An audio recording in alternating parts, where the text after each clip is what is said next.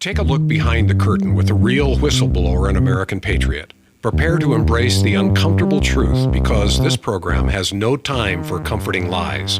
Here is civil liberties enthusiast, Second Amendment defender, and recovering FBI agent Kyle Seraphin.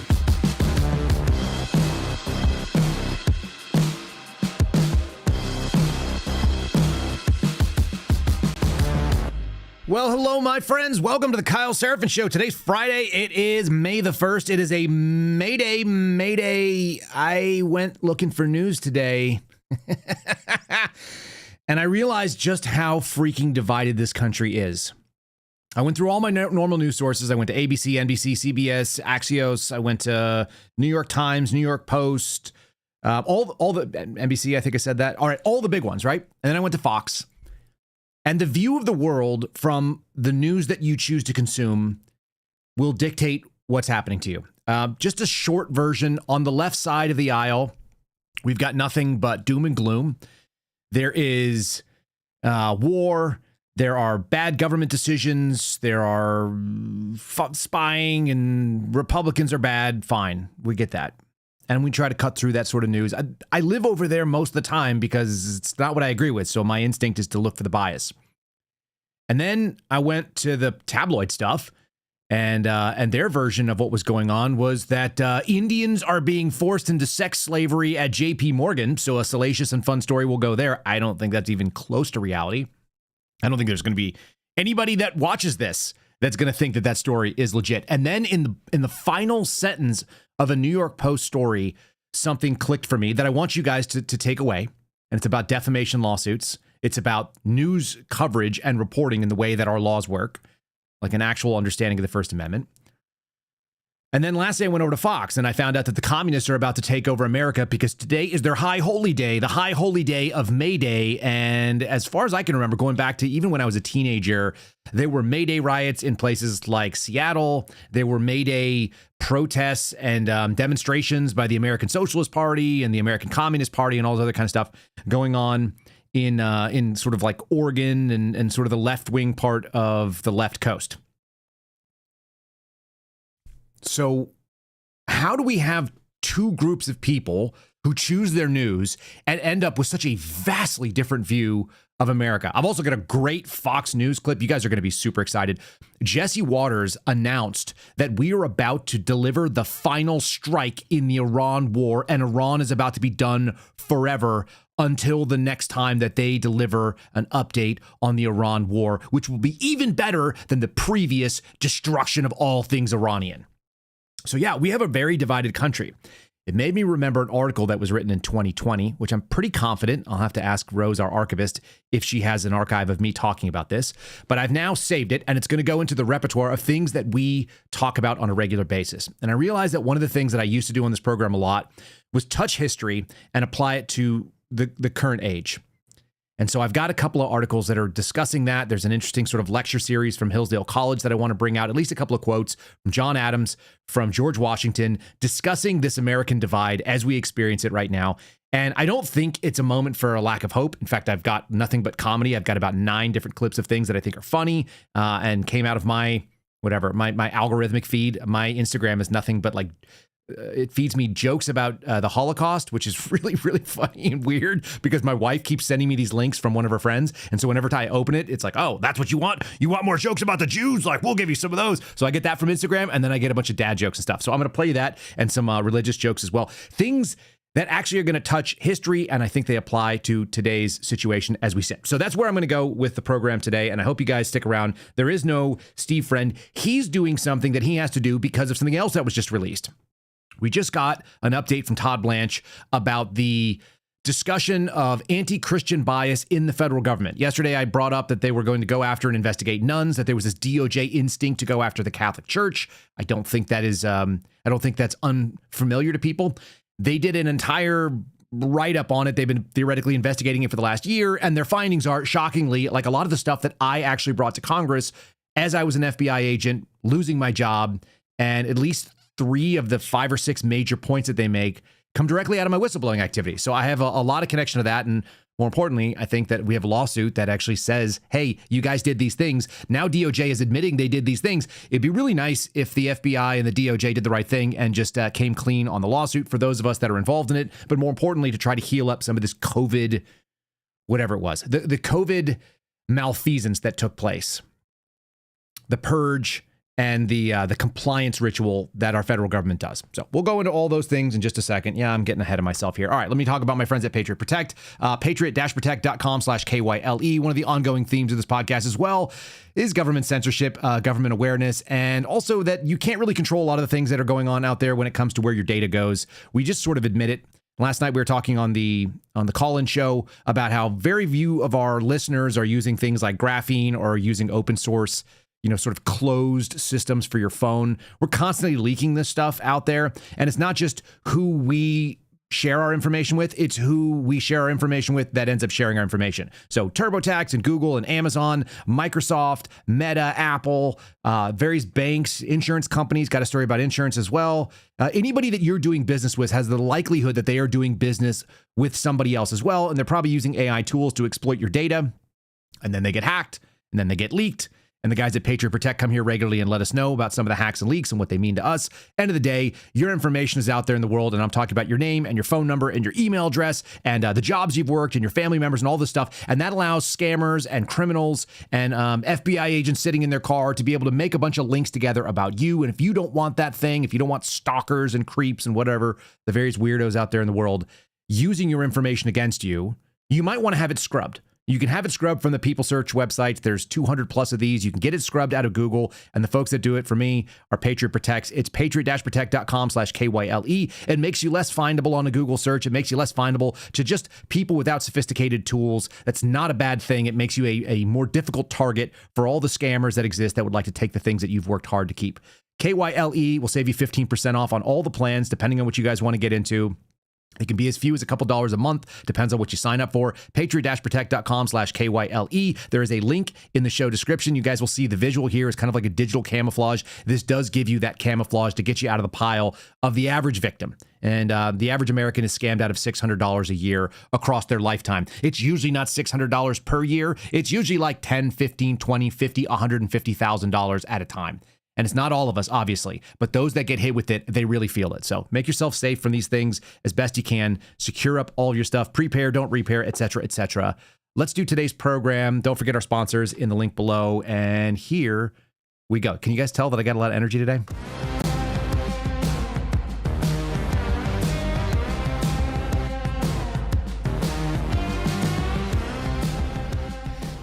All right, so we're going full speed. It is, there's the chat. The chat is moving. If you guys are on YouTube, make sure you guys have liked the video at some point. Same thing for those of you on Rumble, and I appreciate you guys. I've got a long list of things that I want to run into, and the stories we're going to start. I'm going to try to go back in time a little bit. Like I said, kind of a thing that used to get done on this program. Let me scale my window real quick, and here we go. Okay. Now, this story is a newer story from April of 2026. And I think that it relates to a previous story that I found in American Thinker. So I'm going to start with today. I'm going to go back in time a little ways, and I'm going to show that this divide that we talk about in America, the difference between what the left sees and the right sees, and the news sort of bifurcation where the stories are so radically different and our experience of what we're seeing is so radically different. It's not new. Not new, at least to us. It's been around probably the entire era that Trump has been in politics. And I'm sure it's been before that as well. This story says, what made us American before the country turned to the left? So we can already tell that there's going to be a bias here, and it's going to be a bias against the political left. But that's fine as long as we acknowledge it up front. This is coming from theamericanthinker.com, which is a right-leaning outlet. This guy says, my father worked the New York City docks when America's economy was booming before 1929. As with many Europeans of economically depressed countries at the end of World War I, he left his native country to seek a new life in America, which was calling for extra muscle and a need to build brand new modern infrastructure, from subways to skyscrapers in New York to infinitely more from coast to coast. And then came the crash of 29, stopped the momentum, dramatically illustrated in 1931, when New York's fantastic new Empire State Building opened its doors in the middle of the Great Depression. Pop stopped working the docks, started shining shoes on the street. By the way, I've been running, doing all this cardio PT, and one of the songs that always comes on is the Get Rhythm When You Get the Blues. It's talking about a shoe shine boy. It's a Johnny Cash song, and for some reason I really like running to that, which is kind of funny. You don't really run to country songs all that much, at least I don't, but that's one I do. In any case, shoe shining. Says, mom tested the top of her capacity, raising 3 kids in a dingy Brooklyn tenement home. I was the latest to arrive in the family. There was a rough ride that made life all more valuable, overcoming each obstacle every day, hand to hand. The thing that was interesting to me about looking at this sort of retrospective, and I'll post it so you guys can read it. I think it's a good thought piece for you to just kind of consume, is that nowhere in there did I read, the government came in to solve my problem. The government came in to solve my family's problem. What you see is that the productivity was driven by technology and industry and transportation, communications, the arts, et cetera, et cetera. They were all being made by private individuals. And it wasn't necessarily the American experience that the government was required to do that. That came much later. And our government's involvement in solving problems goes right up to today. I've got a story about Donald Trump saying our solution to people in America not having a 401k or having access to an IRA is to make a new website, TrumpIRA.gov, being run by the Treasury Department. We're going to have matching funds for people who make less than $35,000 a year, and the federal government's going to pay for it. What? What are we talking about? Again, my argument that Donald Trump is a 90s Democrat, it's not a mean statement. It's an acknowledgement of the fact that the guy actually thinks government is always the solution. That did not used to be the case for America. In fact, the government was meant to be small, and it wasn't meant to be this thing that comes in and says, what are your problems? Allow us to bestow the solution upon you. If you pray properly, aka vote, if you donate properly to the political parties that we choose, aka alms, if you engage in the religion of leftism, then we will bestow upon you the blessings of government.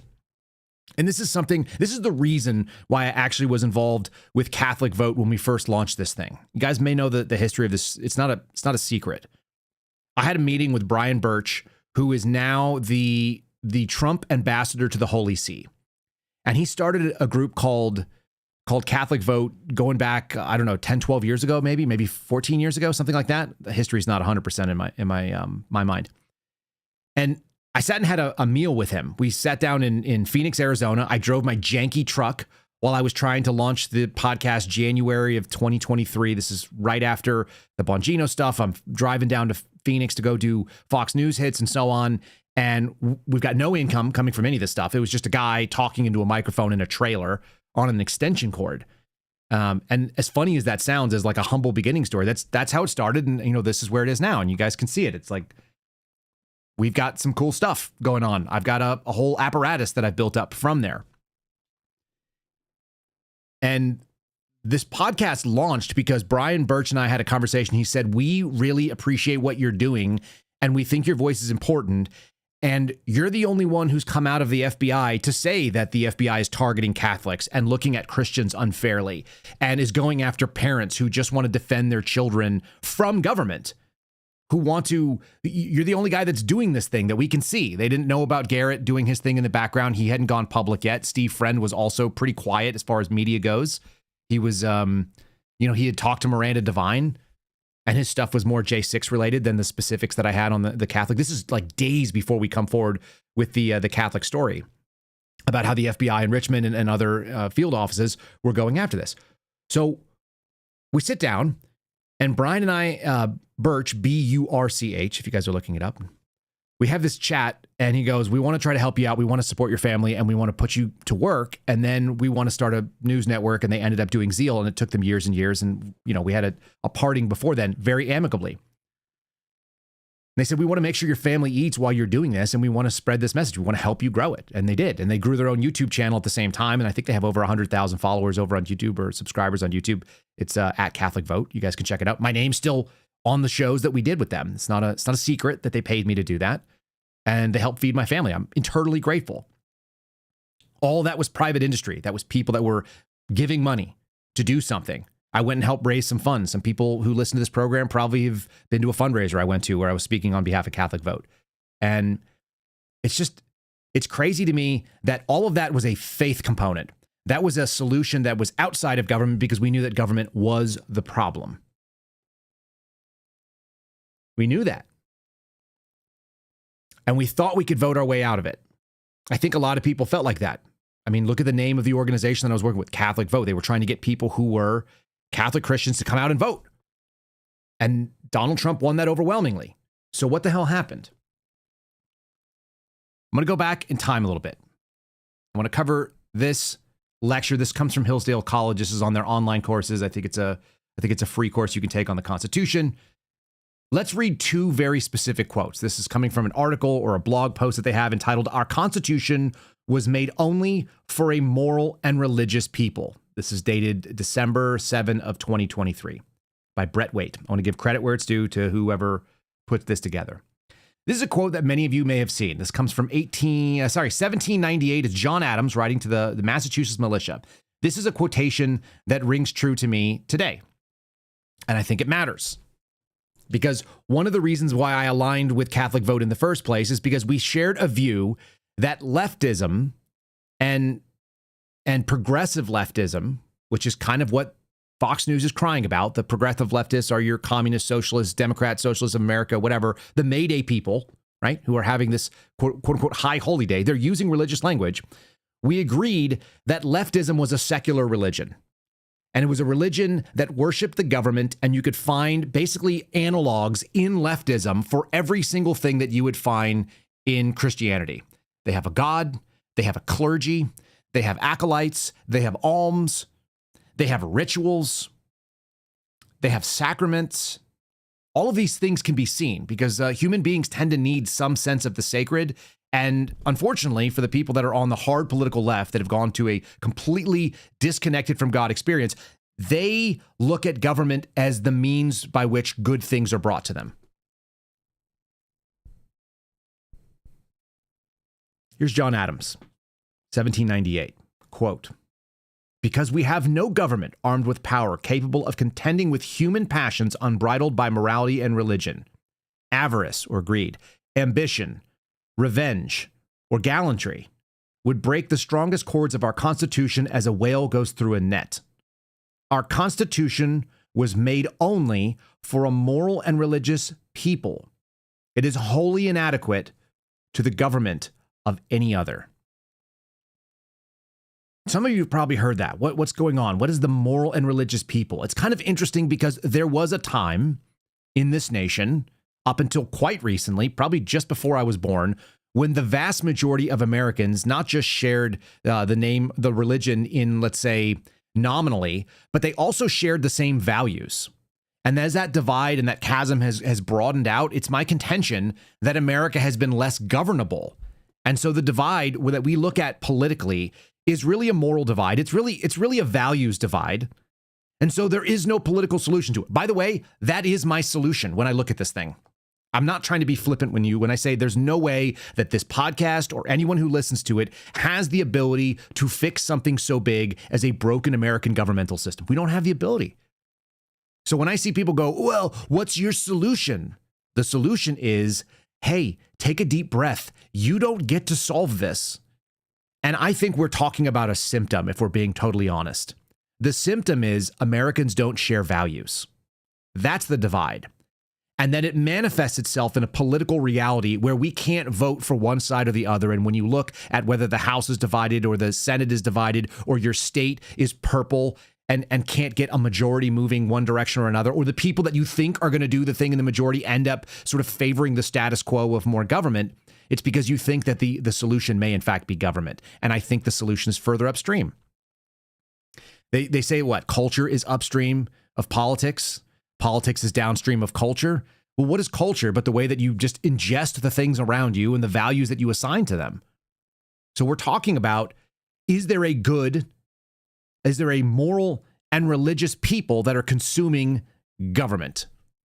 And I think the answer more and more is no. And since there's such a big block of people, only 60% of American households now identify as Christian, and that is the foundational piece. We can all disagree with Protestant and Episcopal. You can fall down Baptist, or you can go evangelical, or you can be any number of different varietals of it.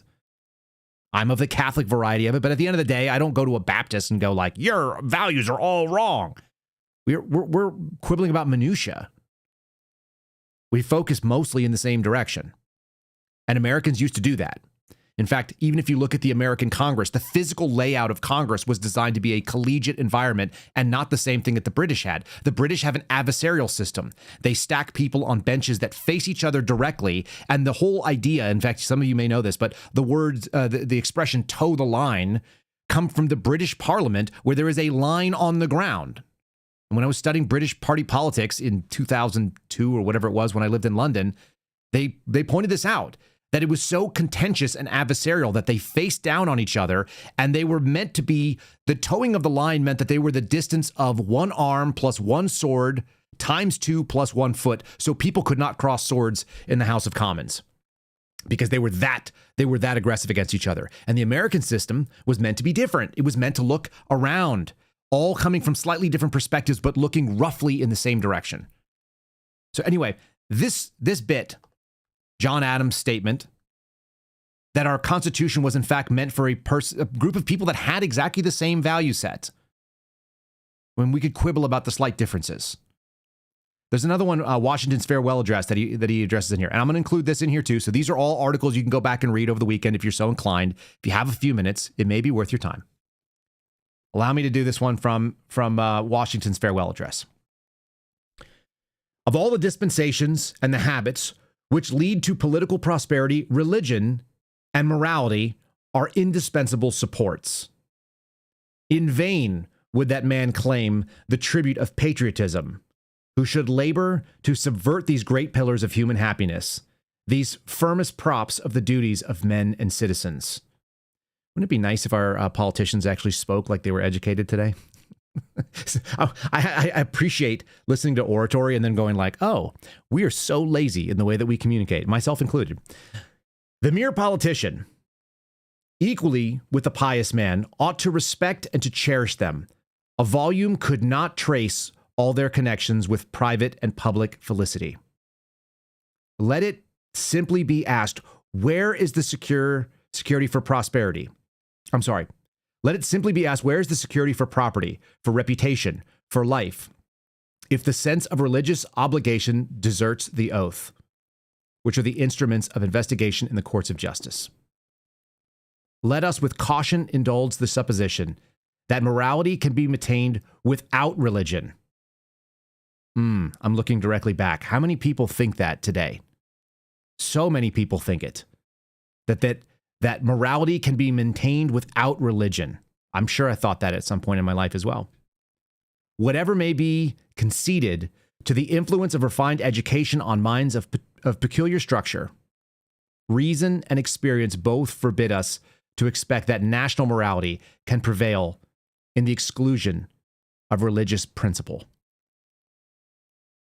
You can't have a good and moral people without an agreed upon set of rules.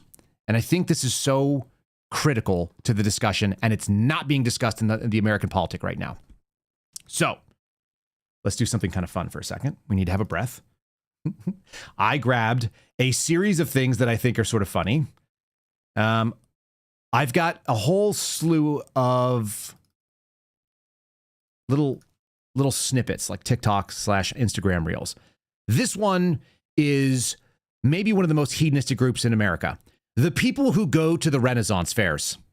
Yes? Have you ever been to a Ren fair? It's been a really long time, but they used to bring it to Oklahoma when I was going to school out there. And my friends, my roommates were really into it. They all had their own costumes. What you never saw was this guy at the Ren fair. So here is a Christian crusader at the Ren fair, aka the guy nobody wants to deal with at the Renaissance Festival. I just found this very amusing. Look at all these heathens, bunch of heathens. They haven't accepted our Lord and Savior Jesus Christ. Someone should really go kill thousands of them and reclaim the Holy Land. Am I right? Where are you going?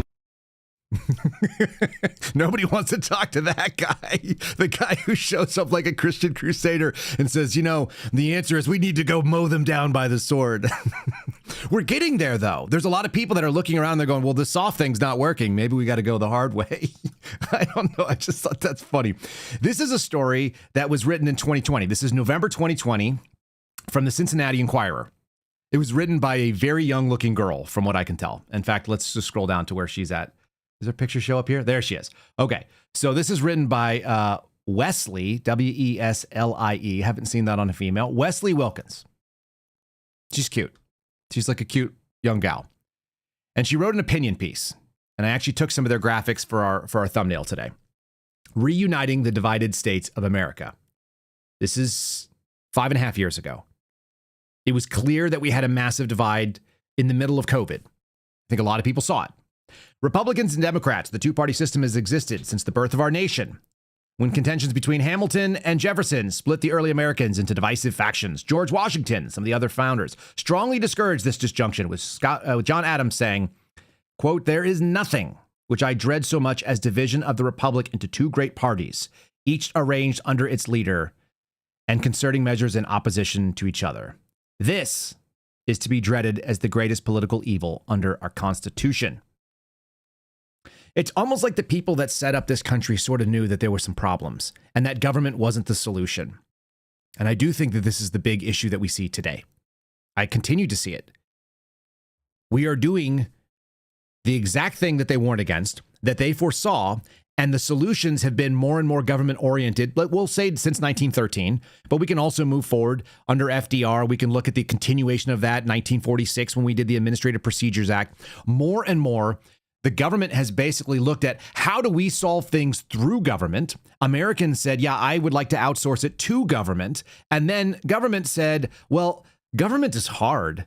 How do we share that responsibility, and how do we shirk that responsibility in such a way that we can put it on somebody else? And so now all of the original jobs that were meant to be and the responsibilities that were meant to fall under the Article I powers of our legislature, because it's too hard to do it, because we've broken those systems, they fall in the executive. And the executive is ill-seated to handle this business. And so we just have a bunch of people electing a would-be king who doesn't have king-like powers.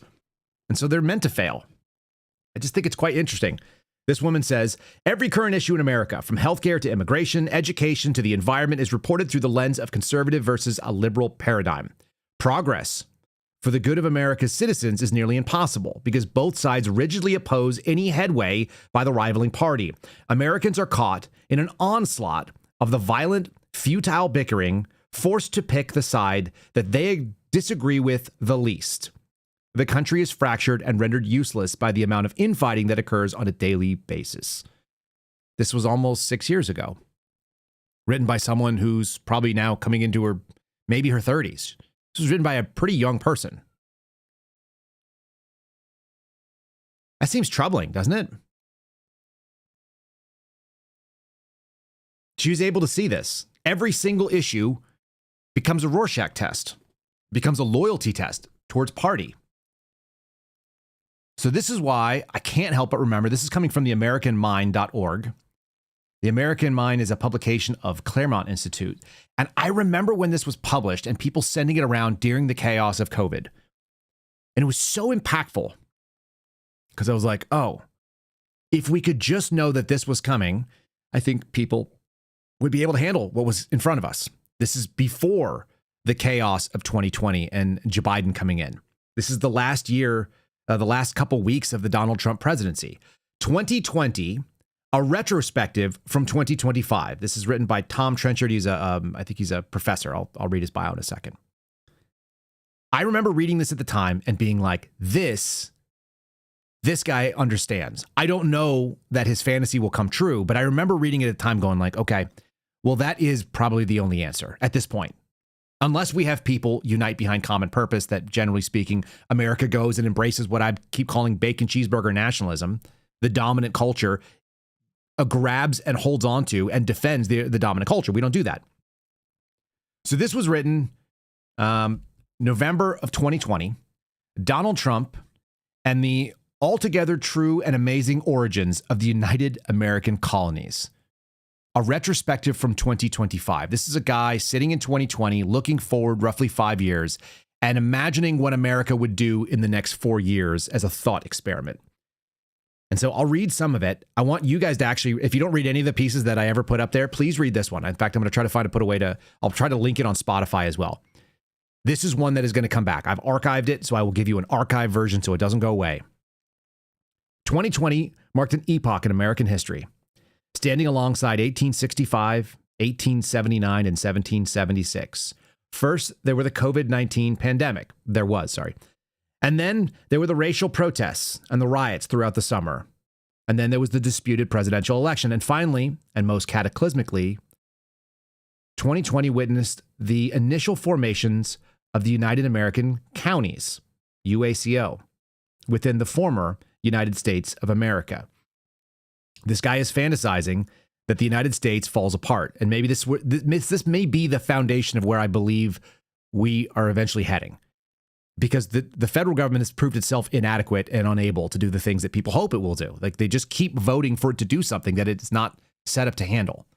We were meant to be governed by state. And if we're not going to be governed by states, it's probably more likely that it gets more regional than that, and counties may be the right answer. 5 years later, I'm going back to the piece. It is only now becoming possible to assess the most important causes and consequences of this momentous development for the American political society. As with most political revolutionary events, the declaration of the United American Colonies' independence was almost entirely unforeseen before it occurred, but almost inevitable in hindsight. Again, this is a fantasy piece. This is a fantasy retrospective looking forward 5 years to look back 5 years previous. By the early 2010s, two things were clear. One, Americans had become increasingly polarized in their worldviews and political beliefs. And two, these polarized halves of the United States were increasingly sorting themselves into either urban or suburban rural areas. Trump's election in 2016 put a spotlight on these political realities. As Trump frequently boasted, the 2016 electoral map looked like a sea of red surrounding islands of blue. And in 2020, that situation was essentially unchanged. 97% of the land area of the United States constituted rural counties. Trump's support within these counties was high and enthusiastic in both 2016 and 2020. The remaining 3% of the geographical portions of the United States, the big cities, anti-Trump sentiment was equally high and enthusiastic. In the 2020 election, we had the perfect storm for a confrontation between these two factions. It looked like Trump was winning on election day, and then in mail-in ballots handed an apparent victory to Joe Biden. I added that. Although widespread electoral fraud wasn't uncovered by the protracted legal investigation that followed, the die had been cast, and Trump and his supporters thought the election had been stolen, and Trump was the legitimate president of the United States. Right? How many people have kind of moved on from that? And it's very clear to me that we cannot, because the underlying problems were never resolved, and this problem was never satisfied for most people. In 1861, the outcome of an intractable situation was state secession. The division at the time was between the slave states and the free states, and in 2020, the division was not so much between states as between rural and urban counties within the United States. In 1861, Lincoln was able to marshal the political will, the moral justification, that seems important, and the economic and military resources necessary to maintain the original constitutional union by force. In 2020, none of these factors were present. Biden proved to be no Lincoln, and the country was too exhausted from the events of 2020 to muster an extended effort to compel union through force. And so then he goes on to this thought experiment, this idea that there would be a declaration of the United American Counties' independence from the United American cities, or from American cities in general. And notice what it's founded on. Its list of principles effectively encapsulate the worldview of American political conservatives that echo the Declaration of 1776. It endorsed the equal natural rights bestowed by God on all human beings and limited and local self-government, traditional family begun in marriage between one man and one woman, and the free market economy. On their list of grievances against the progressive liberal orthodoxy entrenched in corrupt urban areas supplied the relevant context for the separation. Chief among these complaints were the suppression of freedom of speech. What did we talk about yesterday? What should be something that is right up in front when you start thinking about, is Jim Comey the problem? Did Jim Comey break the law by taking a picture of seashells on the seashore? And if the answer to you says, yeah, you can't take pictures of seashells arranged in the form of numbers that hurt my feelings because I believe that that is a threat on the life of the President of the United States, I don't know that we have common cause. I had some I think, reasonable disagreements with people that generally speaking share my position on the political right. My position continues to be freedom of speech is critical. And it turns out how interestingly, in 2020, this discussion was also being brought up as a pushback against the progressive liberal orthodoxy. When I find people that say things like, yes, but some speech is not protected, I think you have internalized the things that I have been basically force-fed my entire life, and I vomit it back up. The same things that were like force-fed down about feminism, my wife regularly vomits those back up and says, I'm gagging on the idea of something that I know that I believe, that I think is morally correct, and yet all my upbringing and all my intellectual formation tells me is a problem because women are supposed to do certain things. And women are meant to be all the things that men are, and they should compete on an equal footing in the equal spheres for the equal pay and the equal time, as though we are not somehow unique and distinct individuals and that we don't have like some sort of different biological purpose. It's kind of incredible because almost all of us, I know my mother has that same thought. I saw something that came into my wife's media feed, and it was like something about how men always are happy to talk about what they gave up or how hard they work for women, and you're supposed to praise them, but women are never supposed to like celebrate what they gave up in a career to raise children. It's like that is such a just a very recent blip on the modern conscience. And yet we've shoved it down so aggressively, and it's been so pervasive in education that we've indoctrinated even people that are relatively conservative minded. They still have this kind of like, is there a problem with this? This knee-jerk reaction, well, shouldn't I be able to do these things? Should you? It's just interesting to see this stuff. Chief among the complaints were the suppression of free speech through cancel culture and thought policing. We're now seeing people on the quote-unquote right do it because we're just tribal. The eclipse of local self-government by distant ruling elites. How many of you people want to be ruled by the Epstein class or the Epstein administration? The replacement of equality under the law with identity politics, the rejection of the American political tradition, and the introduction of policies destructive to economic freedom. All of those things are putting power in the hands of government and not power in the hands of the people closest to you who actually answer to you so that you can have the most expression of American liberty, governed by religious and moral principles that are shared by those around you. As the declaration was supplying the inspiration, Trump's team supplied the necessary perspiration by working quickly and tirelessly to rally support and official endorsements from the hundreds of counties that supported his election to office weeks before. The rapidity with which this was accomplished was critical to its ultimate success and almost unbelievable in hindsight. They were aided by the establishment of efficient systems of communications running through the hundreds of rural and suburban communities sympathetic to the movement, the so-called town criers committees.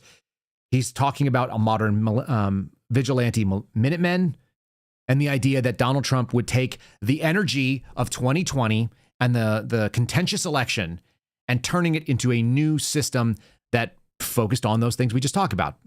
American liberties, conservative principles. And what we've seen instead is that Donald Trump is a 90s Democrat who believes that government is in fact the solution. This story, that if you go back and read it, it's such an interesting and hopeful outlook that in 5 years from 2020, we would be in a completely new, redeveloped moment of 1776 as we kept hearing about Vivek Ramaswamy and Alex Jones and voices that don't even agree with each other coming into the same space and saying the same thing over and over again. That we needed a rebirth of American liberty. And of course, what the certain people forgot to add was there was meant to be a moral and religious underpinning that was common. Bacon cheeseburger nationalism, if you will. The uniting feature that we share common values and therefore we can share a common outlook, and the people that do want to be governed in a specific way. It's not what we got, but that is what I think people thought they were getting when they went to this, Agenda 47. Because if you look at Agenda 47, and we focused in on the top 10 a lot, seal the border, carry out the deportation of people that don't agree with following the rules, end inflation, make America affordable. This is all things that are economic. These are outcome-based. make America a dominant energy producer. That would have a lot of like repercussions about whether or not a war in the Middle East would affect our oil prices. Not do outsourcing, keep our supply chain, logistics, national security stuff in the United States. All those things are great. Tax cut for workers, aka less taxes. That should be good. Defend the Constitution, the Bill of Rights, fundamental freedoms, freedom of speech, freedom of religion, the right to keep and bear arms. We actually just got a new ATF director. It sounds like people that are in the gun world are pretty excited about this guy. He seems to understand the problems. You can hate this list all you like. I'm seeing this in the chat, just for whatever it's worth. I see you guys complain about it. You can hate the list. But what you can't hate is that it was the thing that they ran on, and it was the reason why it was impactful to people who otherwise maybe didn't agree with you on a lot of the solutions to problems. They did see commonality here. They may not share your common religion or values, but they did see commonality in a value there. Here's what I think the greatest thing that I've been not hammering home on, although we've talked about it a few times. Item number 20, which maybe should have been item number 1. Unite our country by bringing it new and record levels of success. Americans, generally speaking, can forgive all the other things if things are going well and they have enough freedom to do their own thing. If it's like, hey, I would like to start a business and there's not a lot of impositions and I can, be successful or fail. I shouldn't have to go and ask the government for permission to be able to launch something.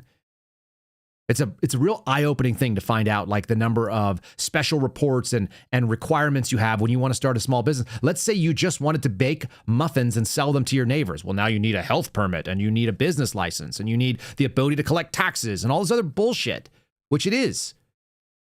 Wouldn't that be part of the thing? If you wanted to bring record success, it would be getting government out of the business.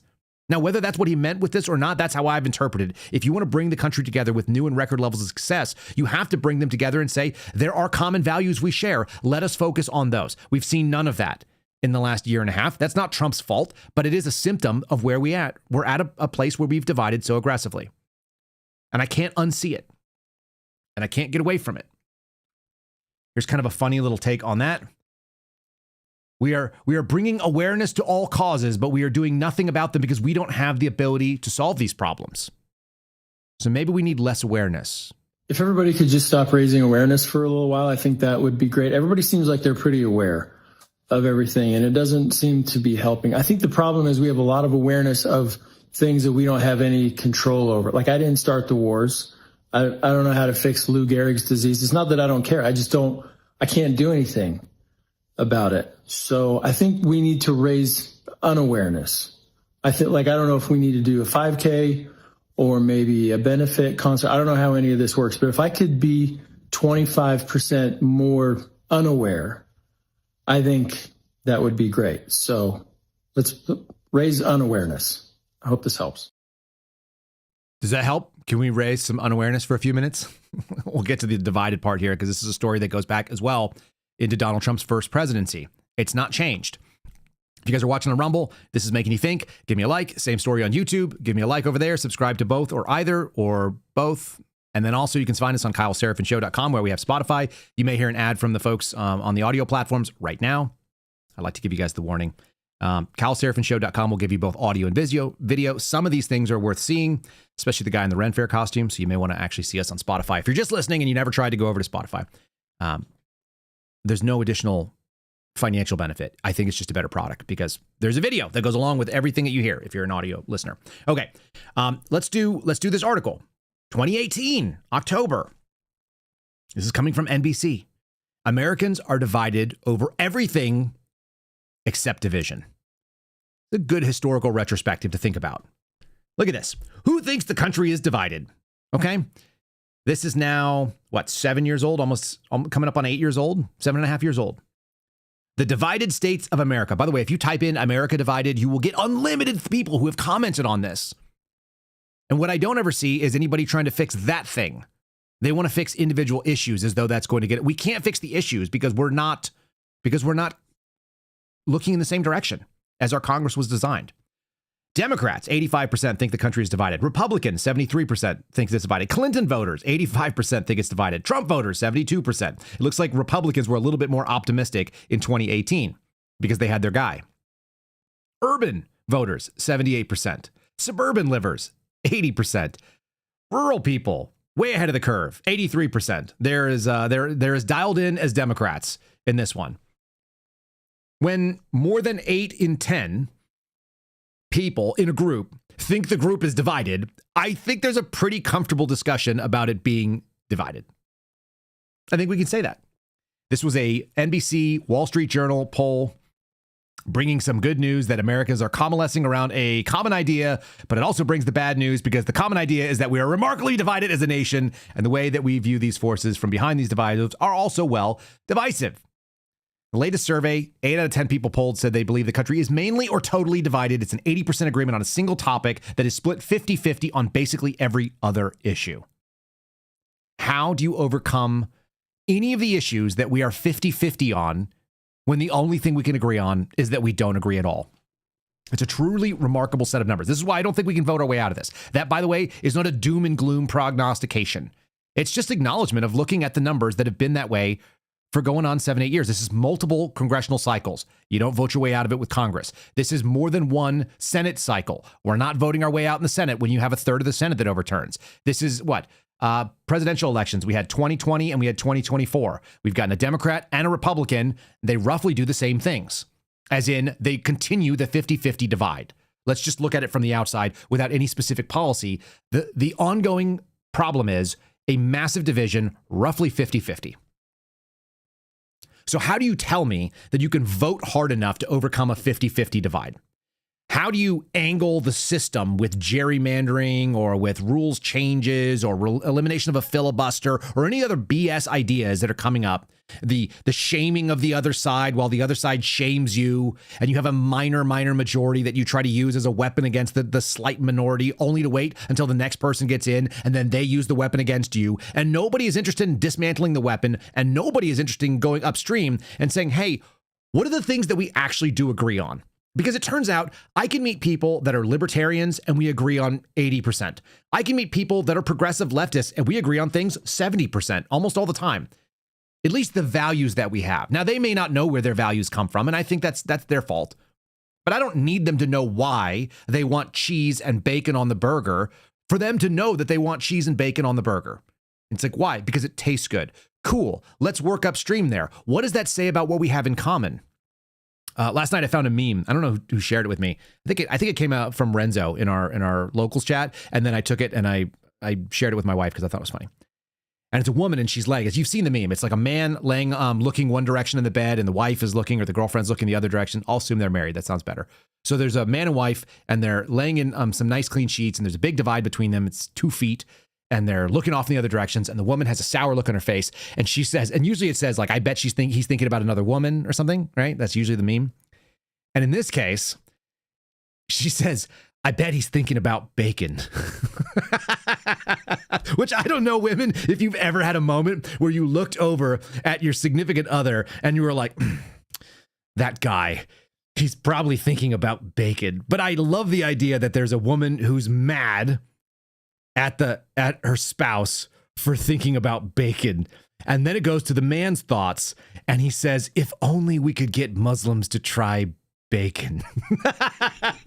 So she's right that he is thinking about bacon. And the thing that he's thinking about bacon is, if we could just get them to taste how good bacon is, it's all over.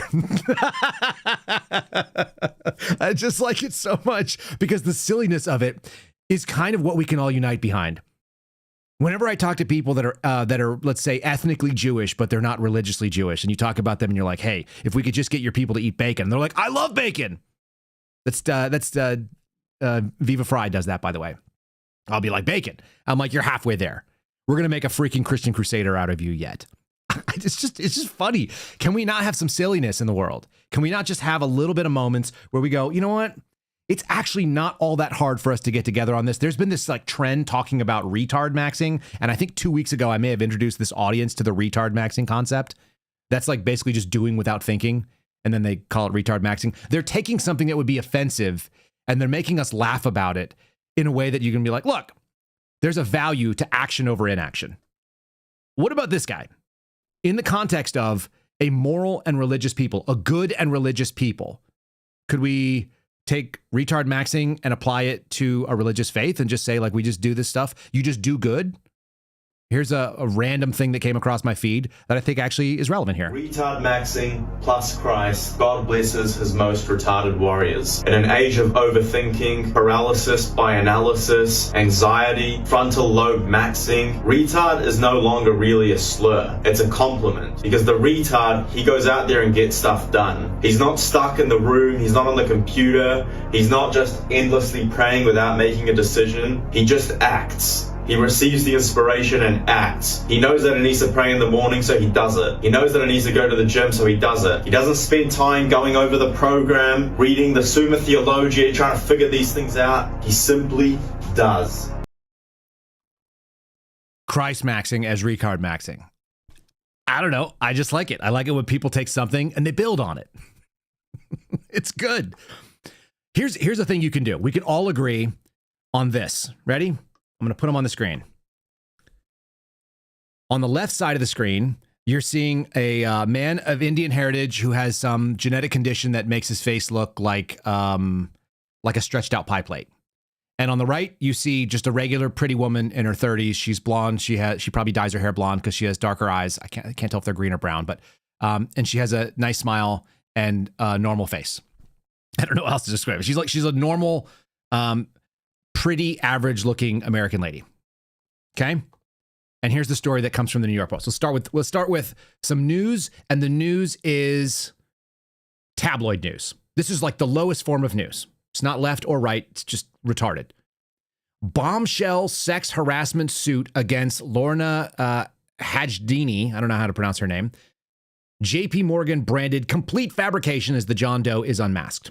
And the John Doe in this story is the guy that is closest to us, allegedly. And his name is Chirayu Rana.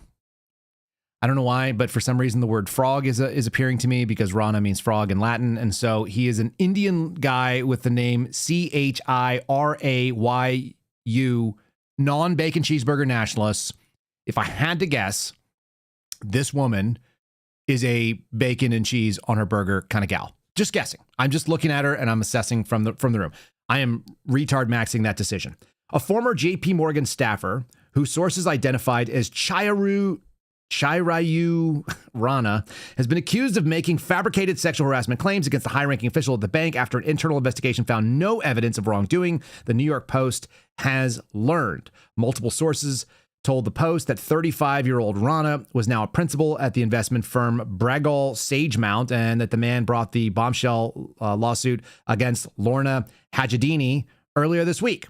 And his suit, which was filed under a pseudonym, accused the 37-year-old executive director of turning him into her quote-unquote sex slave by drugging him with Rohypnol and Viagra and threatening to slash his bonus if he did not comply with some weird sex stuff. We can just look at this on its face and be like, nah, I don't think so. Do I have any inside knowledge? No. Did I do an investigation with the New York Post? No. I just look at that guy and I'm like, is that guy some reasonably pretty lady's sex slave? I don't think so. I think she could do better. It don't make no sense. Let's just leave it as it is. The Daily Mail broke the story on Wednesday, citing lurid details from a now retracted court document that has been withdrawn for quote-unquote corrections. Okay. The British tabloid, which quoted the now deleted court papers, reported that Hajdini, the director on JP Morgan's leverage finance team, even turned up unannounced to Rana's apartment and forced him to have sex. Sure. Hajdini hit back on his... Maybe he's really dapper looking when he's in his street clothes and not on his LinkedIn profile, but you get to choose your own LinkedIn profile for whatever it's worth. This woman hit back and said that Lorna categorically denied the allegations. She never engaged in inappropriate conduct with this individual of any kind and has never been to any location where the alleged sexual assault supposedly took place. The guy who wrote the paper or filed the lawsuit did not reply for multiple requests for comment and claimed that the alleged coercion began after he joined JP Morgan Chase leveraged financial team in the spring of 2024. And then he filed an internal complaint in May of 2025, alleging race and gender-based harassment and the abuse of power before trying to negotiate a payoff that ran into the millions as he left the company. The suit also named JP Morgan Chase as a defendant, accusing the bank of retaliation and failing to properly investigate. Here, let's put her on the screen again. There she is by herself. This is the accused lady, right? JP Morgan has denied all the claims. I don't know. I'm just looking at it on its face without any special knowledge. This is actually not the most interesting part of the story, although the story is like fairly interesting just because it's salacious and weird, right? Bank spokesperson who refused to be drawn out on the identity of Doe said a thorough internal probe of the bank's HR department and in-house lawyers, which included a review of the team's phone records and emails, found no evidence to support the claims. Following an investigation, we don't believe there's any merit to these claims, said the spokesperson. And while numerous employees cooperated with the investigation, the complainant refused to participate and has declined to provide facts that would be central to supporting his allegations. So you just have this slanderous, smearing, whatever, libelous claim in a court document. She's even prettier when she has sunglasses on, I guess. She looks like a regular lady. I still think she's probably got dyed hair. But let's get to the most important part of this entire story, which is right here. Again, the reason why this is important is because freedom of speech is critical, and you shouldn't have to have this being the safety mechanism. And more importantly, if we had a good, moral, religious people that were engaging in good faith under our Constitution, perhaps none of this stuff is required as caveat. But here it is. No trial date has been set. This is the last two sentences. The lawsuit remains reportable. In other words, they can discuss the claims made in the lawsuit, which are very salacious. Rohypnol, a bunch of other weird stuff, Viagra, drugging, all this kind of stuff. Like, come on. Salacious, right? The lawsuit remains reportable. In other words, they can report on it because court filings in the United States enjoy the absolute privilege against defamation claims, shielding media outlets from liability as long as they fairly and accurately describe the allegations. This means they cannot be sued even if the claims in the complaint are later proven to be false or malicious. How interesting. As someone who is currently dealing with a fairly malicious and I would say false conclusory allegations that are inaccurate lawsuit about defamation, and having a friend who's dealing with the same thing, what you're seeing is people using the only place where they can say things that are malicious and slanderous and false in the public sphere, and the way they have to do it is use the government. They have to abuse it. Well, in a world of free speech, I think you should be able to say all kinds of crazy things. I just do. Call me crazy. And I think the thing that should govern your conduct is not whether or not the government's going to come in or someone can file a lawsuit against you. It would just be that if you're wrong, and you say it. And if you're right, and you hold to it. And if someone says something mean or hurts your fifis, so be it. I kind of grew up in the sticks and stones era, and I feel like you're supposed to go, yeah, words won't hurt me. They actually do hurt you financially, and they can hurt you when they come to like worrying about a threat. But the answer is not, I need to cry or have somebody arrested. The answer is, come at me, bro. I'm going to go ahead and solve my own problems. I have an AR-15 above my bed. If you want to come in, if you want to threaten my family and send me emails saying that I'm next, which I do get those emails, so be it. Next for what? I'm going to be on the news because you showed up at the wrong house and I had night vision on. I could see you in the dark with my IR lasers. Fine. I'm willing to not go to the government to solve my problems because I believe in freedom. And I believe that most people won't actually carry through on those threats, it turns out. I don't need to hunt them down or find out who's coming at me because I don't think you're actually going to come at me.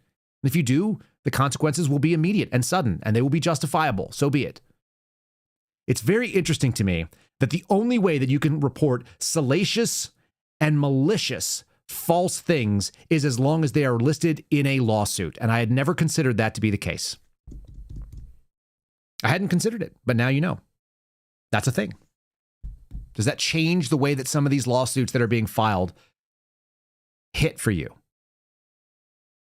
And doesn't it tell us that you have to go in and seek this goofy version of governmental protection to actually have the free speech to say things that might be crappy? And it turns out it's because we've gotten so far away from the principles of just being decent and knowing that you're going to be judged for your action one day that we act in a way that we don't think we'll ever be judged for.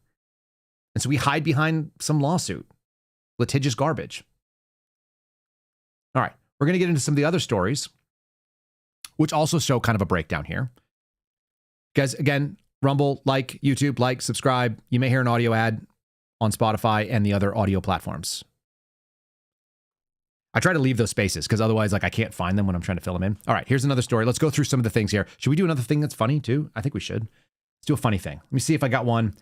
One of the things that I hate for rules, by the way, are HOAs.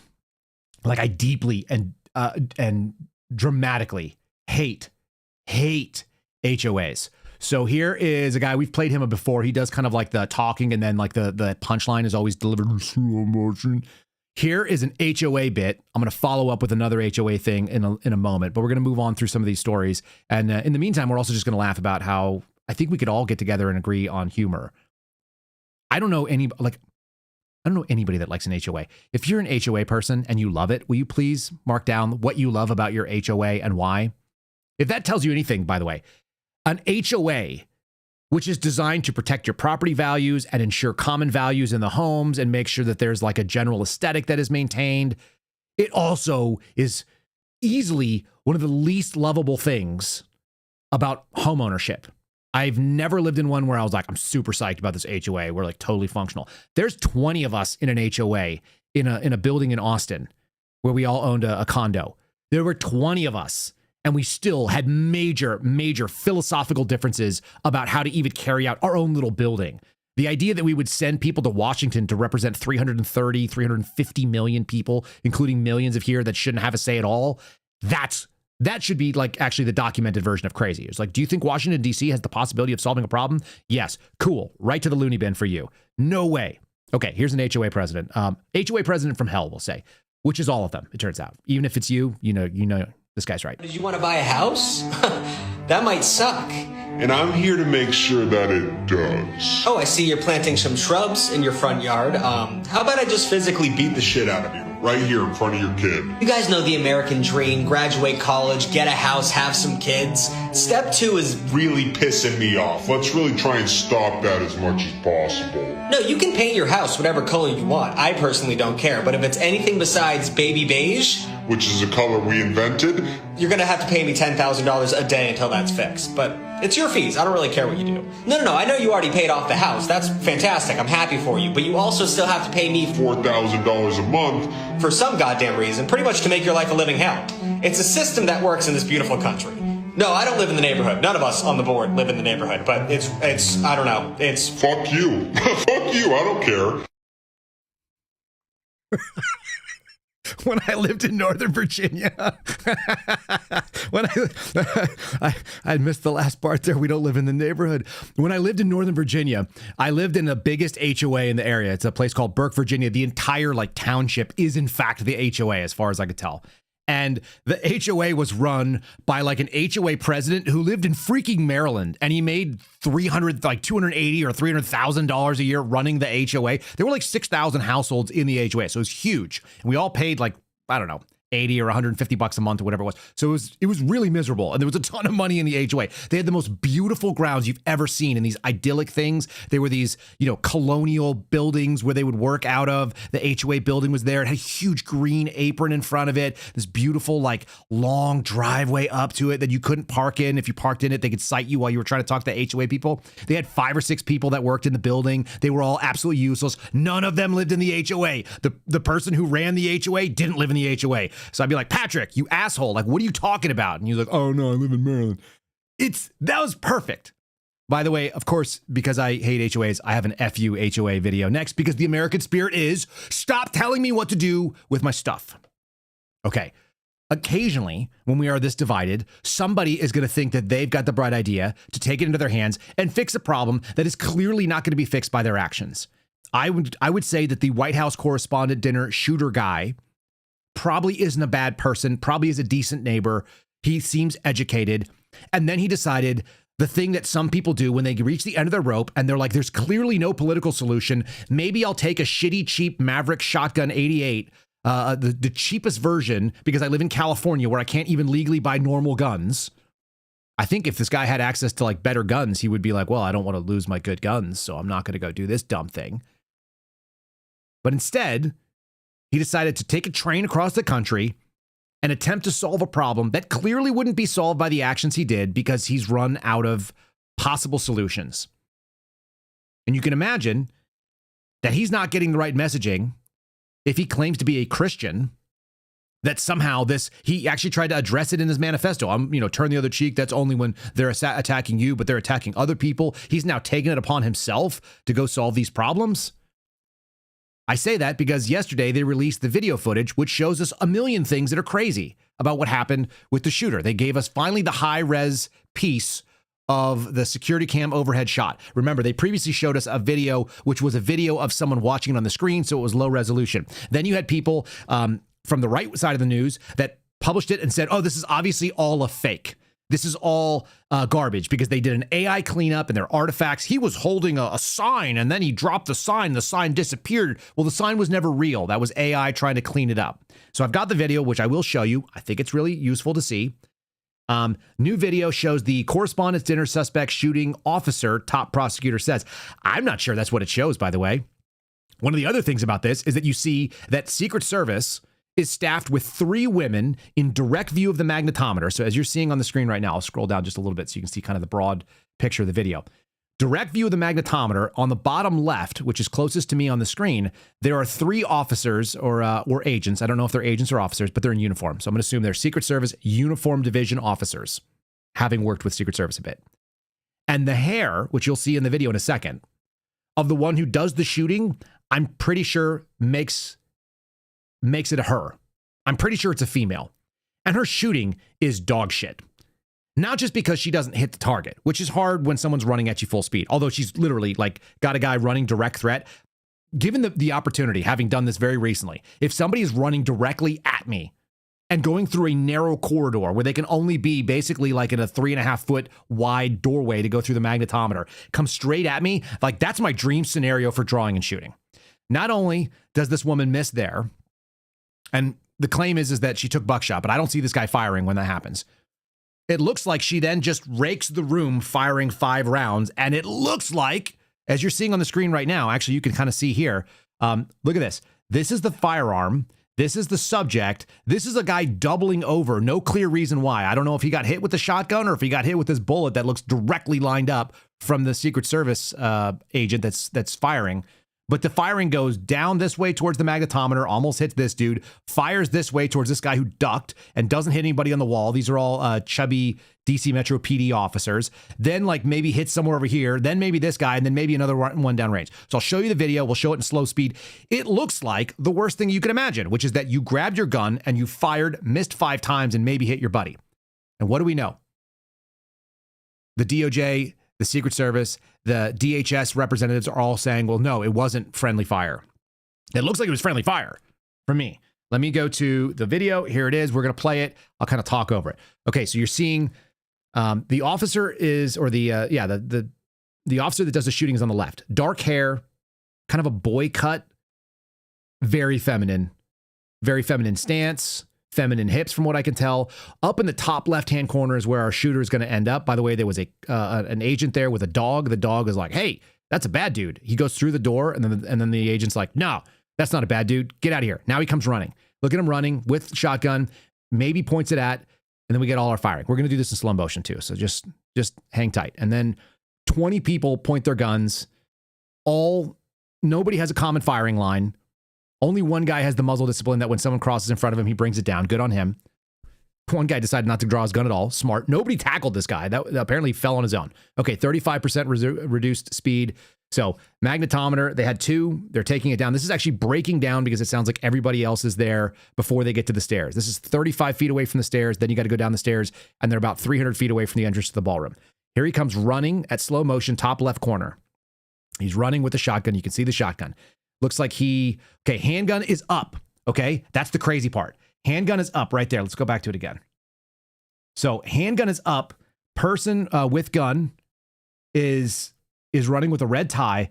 This is a premium shot, but we've got an officer that's flat-footed while someone was running directly at them instead of engaging. Okay, now here he is. Apparently that's where the shot was fired by the subject. We got one round fired. I'm pausing again. 1 round fired from the officer, clearly misses off to the left of the target, to the right of the guy's shoulder. The guy's over the right shoulder. Okay, now we're going to have another round fired, which looks like it goes towards the wall, misses him again. That's kind of scary. And this other dude looks like he doubles down. I don't know if he got shot or if he's just doing like a oof or what. Okay, we're going to roll it forward just a little bit further. Okay, now we have another round fired. It looks like directly at either like over the top of the butt of the subject that's running, who's tripped right there.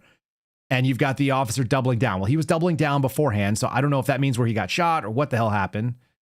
Now we're going to run it forward just a little bit further. Okay, now there's another shot that's fired nowhere near off to the right of this dude. And it looks like the guy that was doubling down, that was in the suit, that was kind of like hunched over, was trying to get to his weapon while maybe seeking cover behind that box.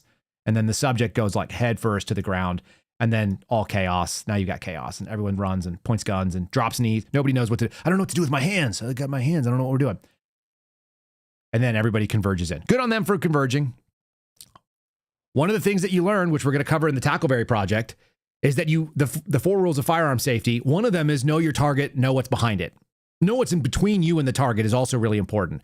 And as my buddy Peter Johnson was explaining over this last weekend, real simply, you don't point your gun at something that you're not willing to destroy, to kill, or to purchase. And you have what looks like a female officer with a perfect lineup of someone running right through a funnel. And yeah, are you waiting for the beep to be able to draw your gun every second? You're not. But there's a period of about 7 seconds from the time that he introduces himself running past one, runs through the magnetometers directly online, very close distance. I would estimate that to be, 7-8 yards. And no hits, 5 rounds, sprayed against a backdrop that are literally your colleagues and other officers. Super scary. I mean, it's just a scary moment to recognize the myth of competency is being exposed in real time. And the things that we're seeing in Washington, D.C., especially the reporters that I talked to that were out there, they're telling me that this is, it reminds them just as easily and weirdly as what went on in 2020. Oh, like the 2020 when people thought that we might break into the American counties and the American cities and have like a divide in this country. Yeah, we're so divided. And you've got people on the right that are like, oh, like the problem with it is that the left wants to kill you. And then there's people like me going like, I think that our government sucks. And it's pretty obvious because when you put them in charge of something, they can't even do a simple thing, which is don't let anybody with a gun near the president. If this was an S-Fest, a 20-pound or a 20 to 25-pound explosive device, you are inside the minimum safe distance. You are inside the minimum safe distance from where he could set off a bomb to the president. Catastrophic fail. Super dangerous. Bad for everybody. By the way, if the left got what they wanted in this, it wouldn't end up well. It wouldn't end well for anybody. It would all be bad. And then we find out this is what we're voting on. So here we go. Let's do a little bit of news politics from the day. These are the headlines, not the retrospective. Congress just voted to reopen key parts of DHS, but they're not going to fund ICE.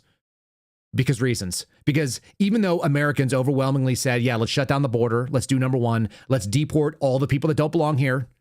Nope. Now, DHS also is the funding mechanism for U.S. Secret Service. So there's a line there. And who's leading the charge? Mike Johnson. And like this teenage boy is there. These staffers that are really, really young. Kind of freaks me out. Oh, I did have this thought. I thought I saved this article. Doggone it. CNN. Taking my article. That's fine. We'll fix this real quick. Because I wanted to read the story real quickly for you. Here we go. So, funding. Here's what it looks like. Congress voted to reopen key parts of the Department of Homeland Security, including the TSA, Transportation Security Administration, Thursday after weeks of GOP infighting prolonged a record showdown of the critical agency. The quotes from Mike Johnson all say it's Democrats' fault. The editorial board of CNN claims that it's GOP infighting. At the end of the day, theoretically, you could advance this thing if you had all the GOP online, but we're so divided that even the parties can't get their act together. Donald Trump promptly signed the bill to fund the department, which went unfunded for 75 days, and now it's sent into law. In the end, the House GOP leaders conceded in a weeks-long DHS funding fight and a major retreat by Mike Johnson as he faced a growing revolt from centrists in his party, multiple sources told CNN. The House abruptly passed the package, which includes no money for federal immigration enforcement, which is a major win for Democrats, by a voice vote on Thursday, so we don't even know who did what. All right? If you think that you can vote your way out of it, you are seeing quite clearly that that is not the case, because the one thing that I think people, even on the left, were okay with was like getting rid of people that don't belong here. We can't even fund that, period. And there's no political energy to do so. Johnson decided to move forward after a private leadership meeting early Thursday where the team agreed that they had little choice but to move the bill forward because we must fund the government because obviously the government is going to be the solution. That's the claim, because Republicans in 2026 still believe in the fake god of government. And they haven't thought of like, hey, can we just devolve this to the states since they're not going to do it? You know, we did about 200 and something years without a Department of Homeland Security. Somehow we managed to.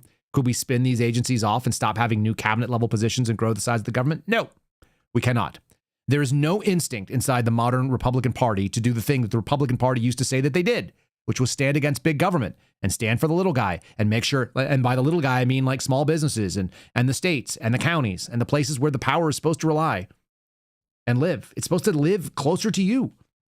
Conservative hardliners who contributed to holding up the bill for weeks eventually admitted they had no leverage left in the fight. GOP member Andy Harris, who leads the House's ultra-conservative bloc, told reporters you really can't stop anything from passing if dozens of Democrats are going to help. The department's funding woes aren't fully over. Now the Republicans will seek to fund immigration enforcement without Democratic votes using a complex budgetary maneuver. They're going to try to separately do this thing through reconciliation process. They separately funded ICE through the same process last year, which eliminates the immediate need for money. So it is funded, ICE. It's just not funded for the next one, and they're trying to get ahead of it, and so they're going to end up doing a little two-step dance because none of our systems work the way they were designed. Kind of makes you want to just say F you to whatever that system is. Maybe that system is the HOA.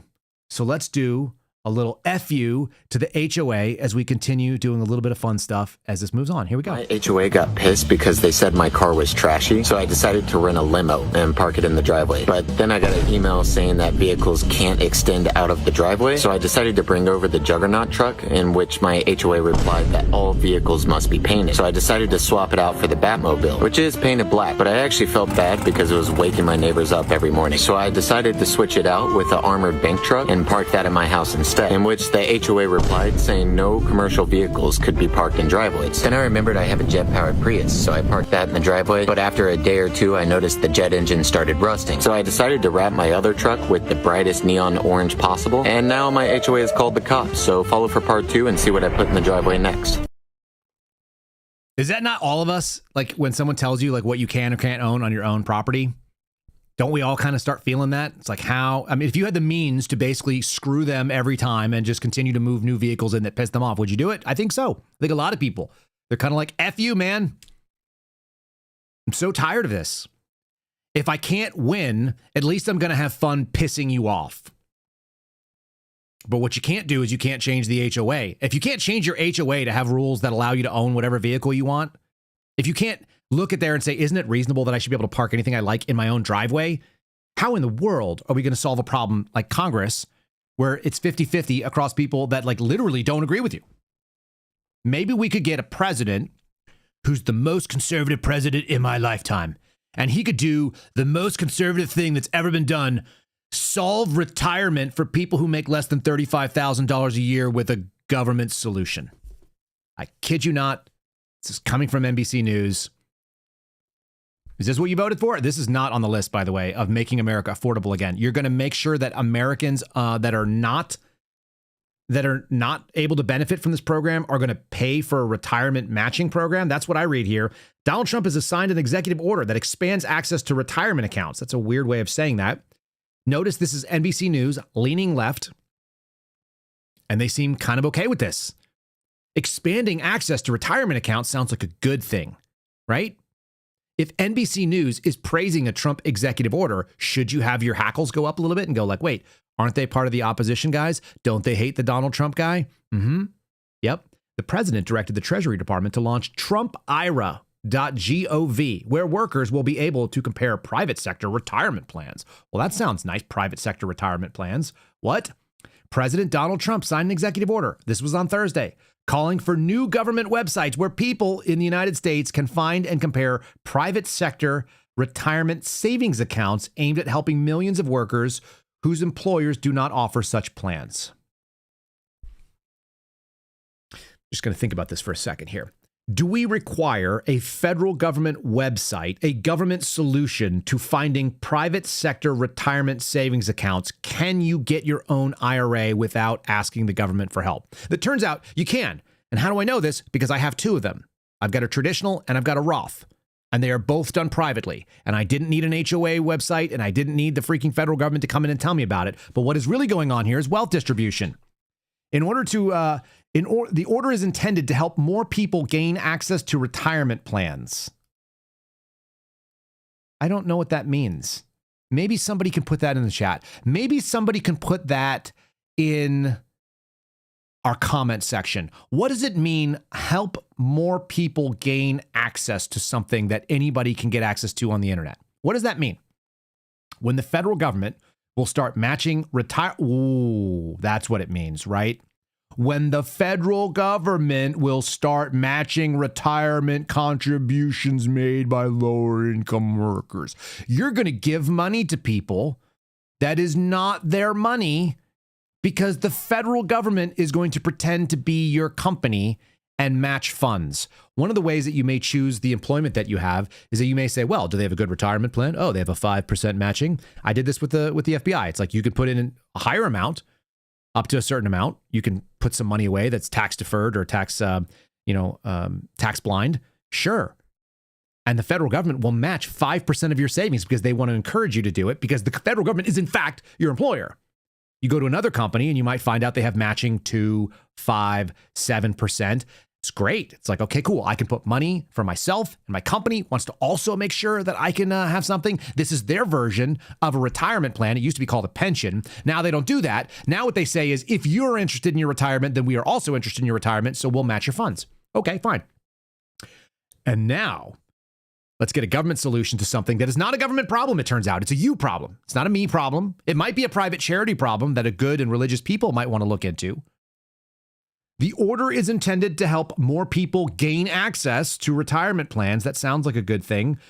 When the federal government starts matching retirement contributions. How is this going to work? Are you going to be able to get your own? I mean, I don't have any employer. I'm my own employer. Does that mean the federal government's going to match funds for me with this fake money they just took out of nowhere? Nah. The new matching contribution, known as the Savers Match, comes from 2022 legislation passed under Democratic President Joe Biden. You guys think you can vote your way out of this?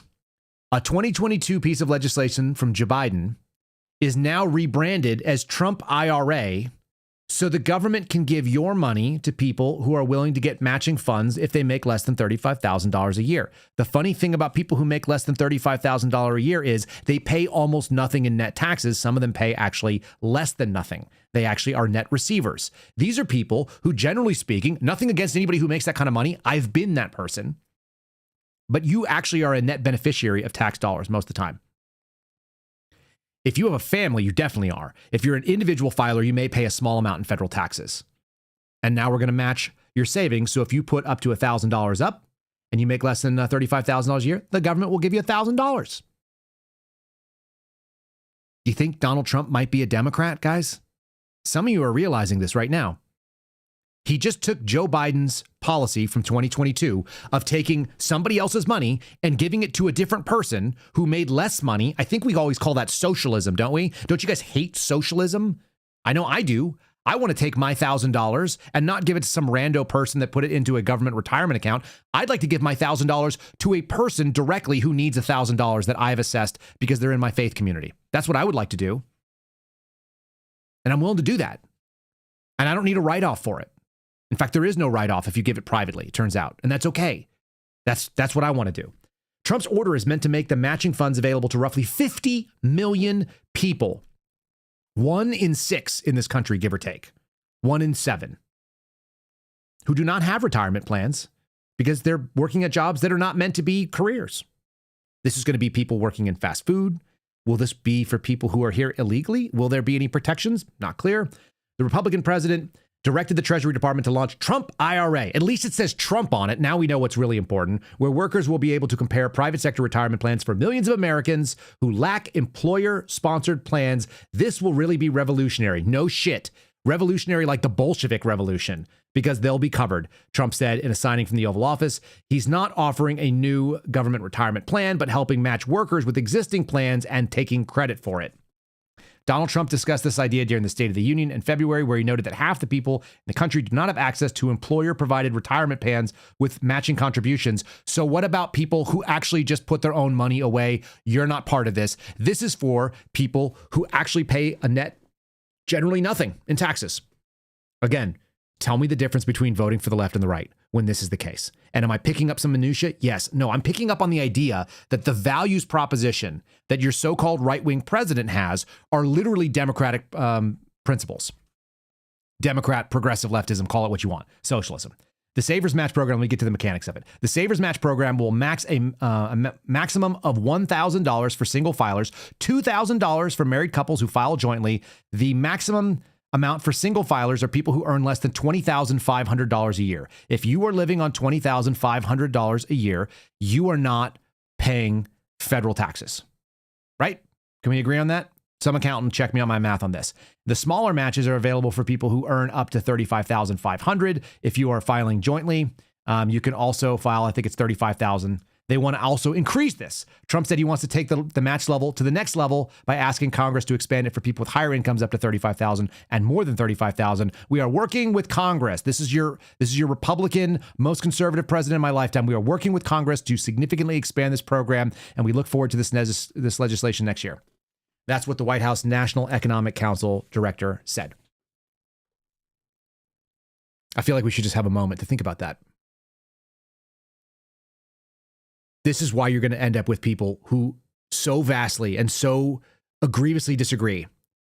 This is why people who might vote for a Donald Trump, who might vote for the Republican Party, this is why the Democrats and the Republican girlfriend and boyfriend are holding hands behind the couch while the conservative is trying to hug onto the Republican, but the Republican is not loving the conservative back. There's no conservative party in America. So how do you vote your way out of that? We are a minority, okay? If you're a conservative, you're a minority, period. I'm just talking to you very honestly. You must admit that to start. You can't tell me that there's a bunch of rhinos in your party and that these rhinos are Republicans in name only and that you're the real Republican when you're the minority. That'd be like my 5-year-old son coming down and saying he's the true Seraphin, and everybody else that's making the decisions in our house, they do not represent the Seraphin name. It's like you're 5, you're the smallest, you don't get to decide that. You're the minority here. You live here at our pleasure, so we are the majority, we tell you what goes on. If you misunderstand the balance of power, then obviously you're going to have problems and think you can vote your way out of it because you think your vote actually matters enough to matter, but it doesn't. You're a minority. Period. And crazily enough, the people who share the ideas like you take up 97% of the physical landmass of this country, and yet you cannot change the demographics and the policy decisions that come from the place that was never meant to be in charge of you. This system only works in one way. It cannot work as it is currently set up because it is not meant to do the thing that it is doing any more than a net will stop a whale coming through it. It goes right through it and shreds it. And this is what Adams was talking about. This is what Washington was concerned about.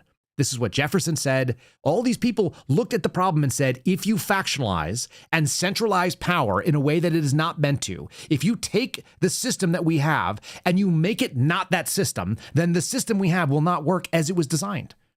It's really simple. If you pull parts out from underneath the hood of your car and then expect your car to keep going, you can take some of those things out. You could probably take the windshield wiper reservoir out. It'll still work, but you won't be able to clean your windows. You can probably pull out some other little things in there. When you start moving around belts that are holding on to alternators or moving around drive shaft, like, yeah, you're not going to have it go.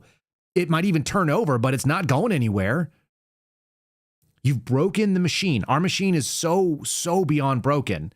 And the reason is because the driver doesn't want that machine to do the thing that it was meant to do. And the driver's also not taking the responsibility for the job that they have, which is that you have to be a moral and religious people in order to use this system. We have an incapable driver. We have an Indian driver, which I have a ton of in my neighborhood, driving a monster truck. And the Indian driver doesn't know how to drive even like a little tiny Prius, so they can't drive the monster truck. They can't even reach the damn pedals. This is where you're at. So there's no voting out of this. And that's not me trying to be mean about it. Here's another hilarious thing. People are starting to realize it too. Amazingly, you can actually make people on the political left understand it when it affects their dollars and cents and their own checkbook. So how about this? Since Congress let Obamacare subsidies expire, aka since Congress stopped taking your money to fund other people's health care, and potentially your own, right? But doing it inefficiently because it's through the government, millions are dropping coverage. Crazy. Who do the coverage markets really benefit? Do they benefit you? Probably not, because they need to be heavily subsidized. The reason the benefit markets worked is because they took other people's money and then they paid for something for you to an insurance company that makes a fortune. And this is not me being anti-business. I'm just saying I hate middlemen businesses, businesses that add no value. If I can go direct to manufacturer, I will. How about you? Will you go direct? My friends at Shield Arms, manufacturer of firearms. Could you buy them from a store? Yes.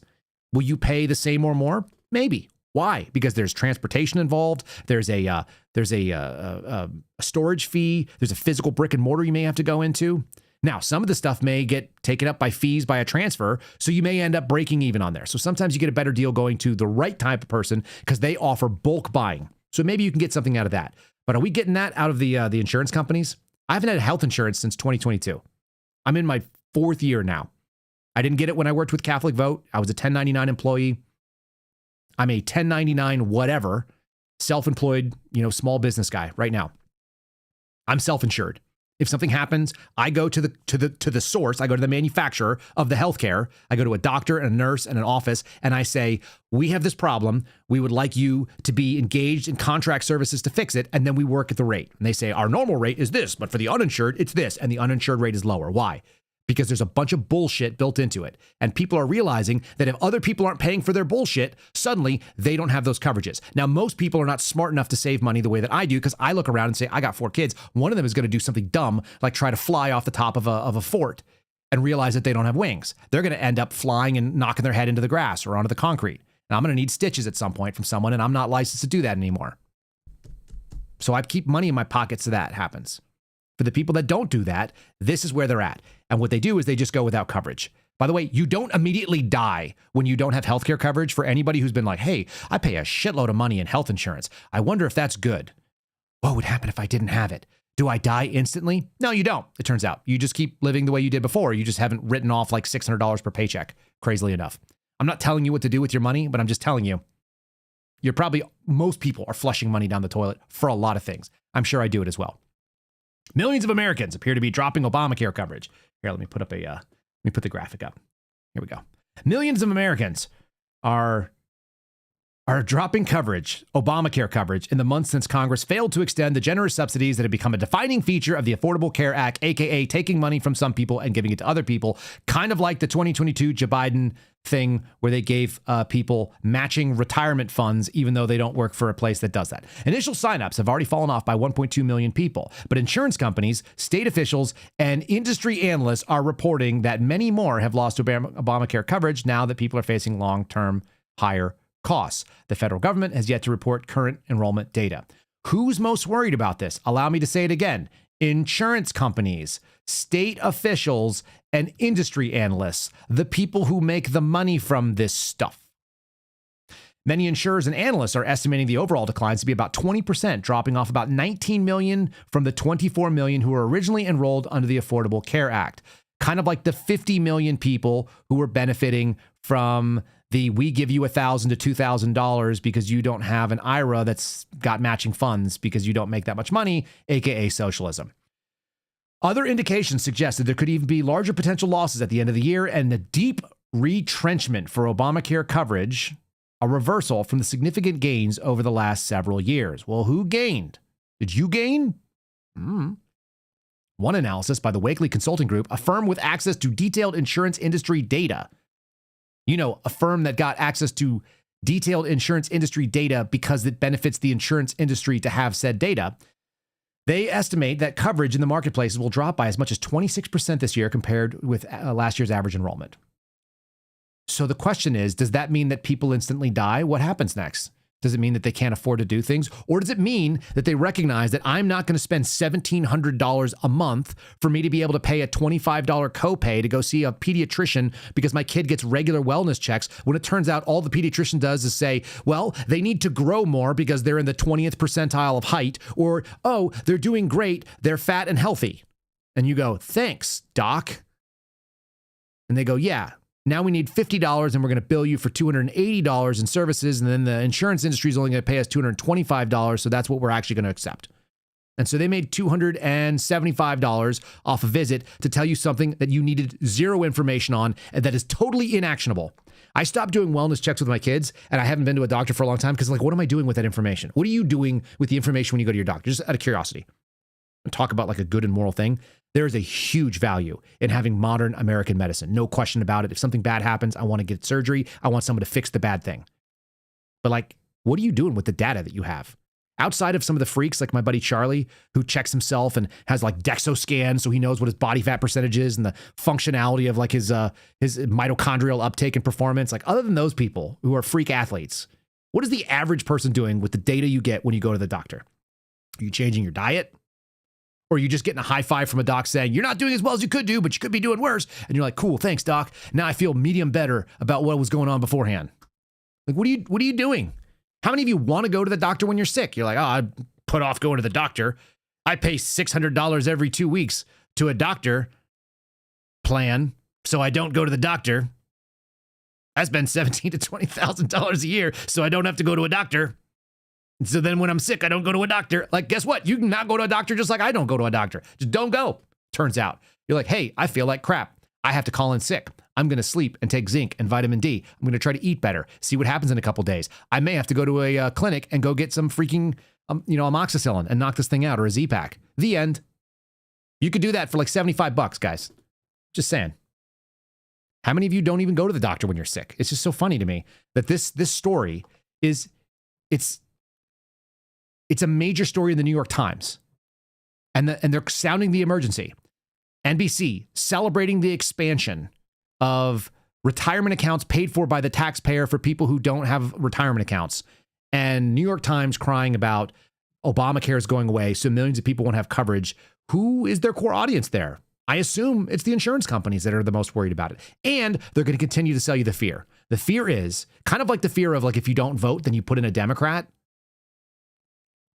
If you don't have insurance, you're going to die immediately whenever you get sick. It turns out the doctors are still there. You'll figure it out.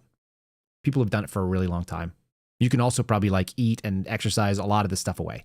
But that's not what that business is. This business is, can we give it to the government so the government can give it to an insurance company so the insurance company can keep it from you and also still charge you and then work out a deal with the doctors. There's all these middlemen. Why? You don't need that. I see that as the same sort of problem. I really do. It's the same. If you don't have health insurance, you're done. It's the same people that are arguing with me online saying that if you don't vote Republican, you're essentially voting for a Democrat. I'm like, well, I reject your premise.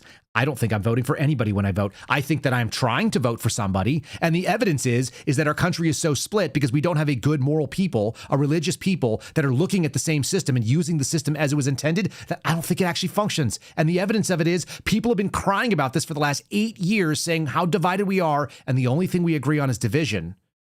And nobody is saying we should try something different. And that doesn't mean that we need to reject all the things. It just means like, why are we acting like there's a national solution to something when it's quite clearly not the case? You ready for this? This is my fave. This is CNN. A ceasefire hangs in the balance as an impatient Trump awaits the response from Iran. They're still holding up the War Powers Act. That's not been done. We haven't figured that out. Should we go to the most exciting of Fox News announcements ever about the war in Iran, which apparently is still going on? Yes, we should. I think we should. Let's see if I can find out what I called it. Jesse Waters. Hold on. Let me see what I called this. Jesse Waters, Iranian war boner. That's the name of this clip.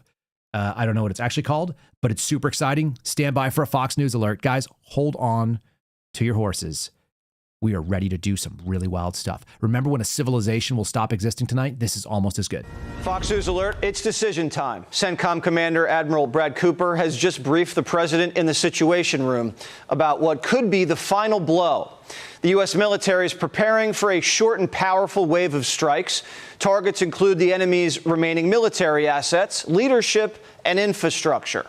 America, fuck yeah, going to bomb the shit out of Iran, yeah. Like who's watching this and being like, yeah, we got him. It's almost over. The big strike is coming. That's a serious looking person, Jesse Waters, right there. He looks like he's got a suit on. He says things that are real because he's on TV. Are we doing death to Iran right now? Are we chanting the way the Iranians do about us? Like, the final blow, it's coming. I feel like they should have done the final countdown from Rocky. Iran is proving to be very stubborn. The talks seem like they are stalled. Are you getting antsy to break the ceasefire? Well, I mean, I don't know what stubborn is because really nobody knows what the talks are except myself and a couple of other people. Cool. They want to make a deal badly. In case the Iranians needed a little nudge, the Pentagon's contemplating bringing a brand new weapon to the battlefield, the mother of all hypersonics, the Dark Eagle. It can hit targets 2,000 miles away. The Dark Eagle! We're about to go Dark Eagle! Jesse Waters said it! Honey, get in here! Trump's about to unleash the Dark Eagle! The enemy's last ballistic missile launchers are in the crosshairs. They're in the B-1 crosshairs. bombers have been surging into the region, and they can be armed with up to 5,000 pounds of hypersonics. It's a big payload. That's big. We're about to hit day 60 of the war. And if we're going by the book, and if you're asking Congress, that means the deadline for Operation Epic Fury expires tomorrow. But Trump could also do what Clinton and Obama did and just fucking ignore Congress, because who cares? We've got a Dark Eagle! Guys, I need Steve Friend on a day like this. I need someone else to just be with me so I don't feel like a crazy person laughing at Fox News.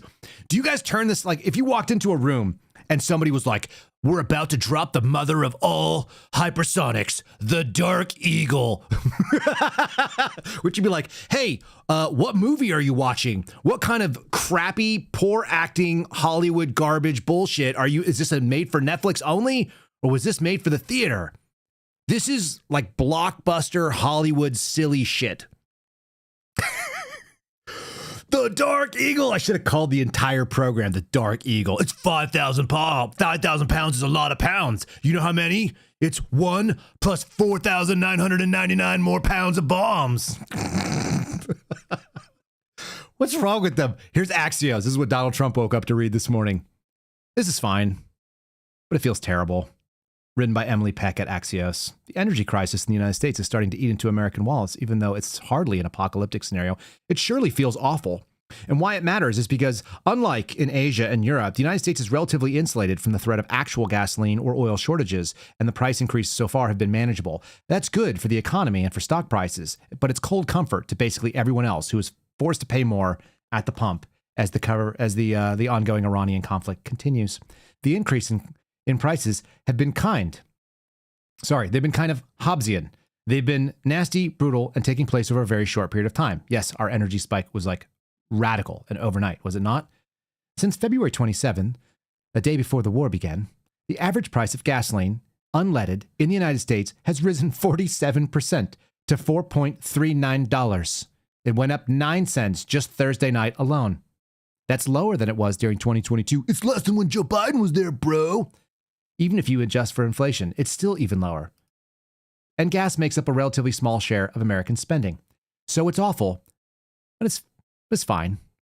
Yeah, it's probably not putting anyone in the poorhouse yet. The only thing that they're not talking about here is diesel, which brings literally everything that you have in your home, unless you are getting it delivered by like a freaking drone that's solar powered, and that's none of you.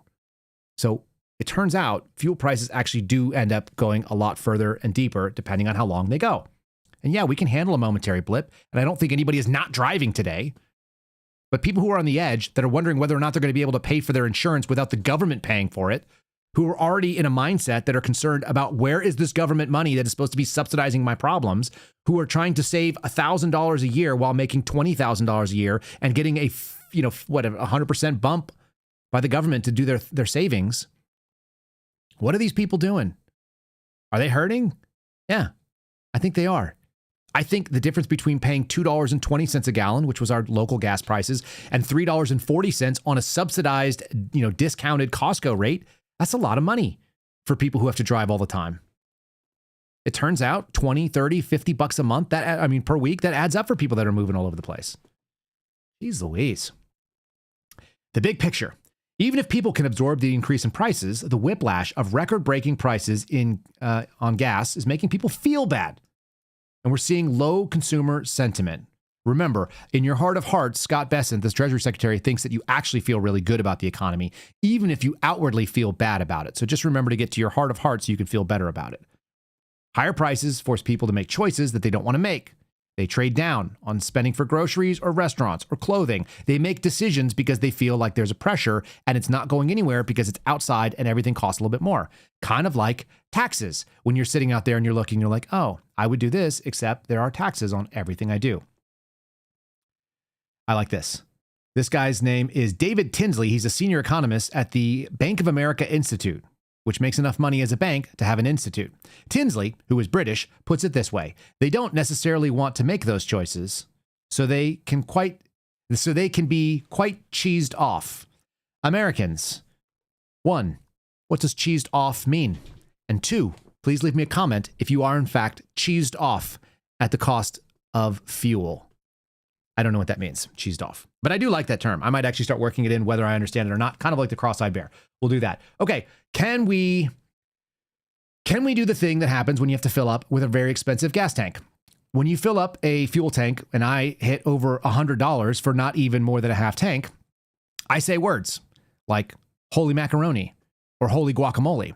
You might wonder, who owns these words in a divided America? Let's go to the racial delegations and take a little break. Here is just a fun thing to laugh about. Somebody owns those words. We haven't decided who. Let's have a Black, Italian, and maybe Rastafarian discussion with the Caucasian delegation. To all delegates, it has come to my attention that some words with the word holy in it need jurisdictional discussion. Like, for example, who owns holy macaroni? Oh, telling delegation here. Holy macaroni is ours, but we concede joint custody to our paisans, the black delegation, for their contribution to mac and cheese, Pacifica Fresh, not out of that little box. Now, who owns holy smokes? All right, Jamaican delegation upon the check-in, and according to my documents here, holy smokes is a Rasta product, so it is indeed Jamaican intellectual property.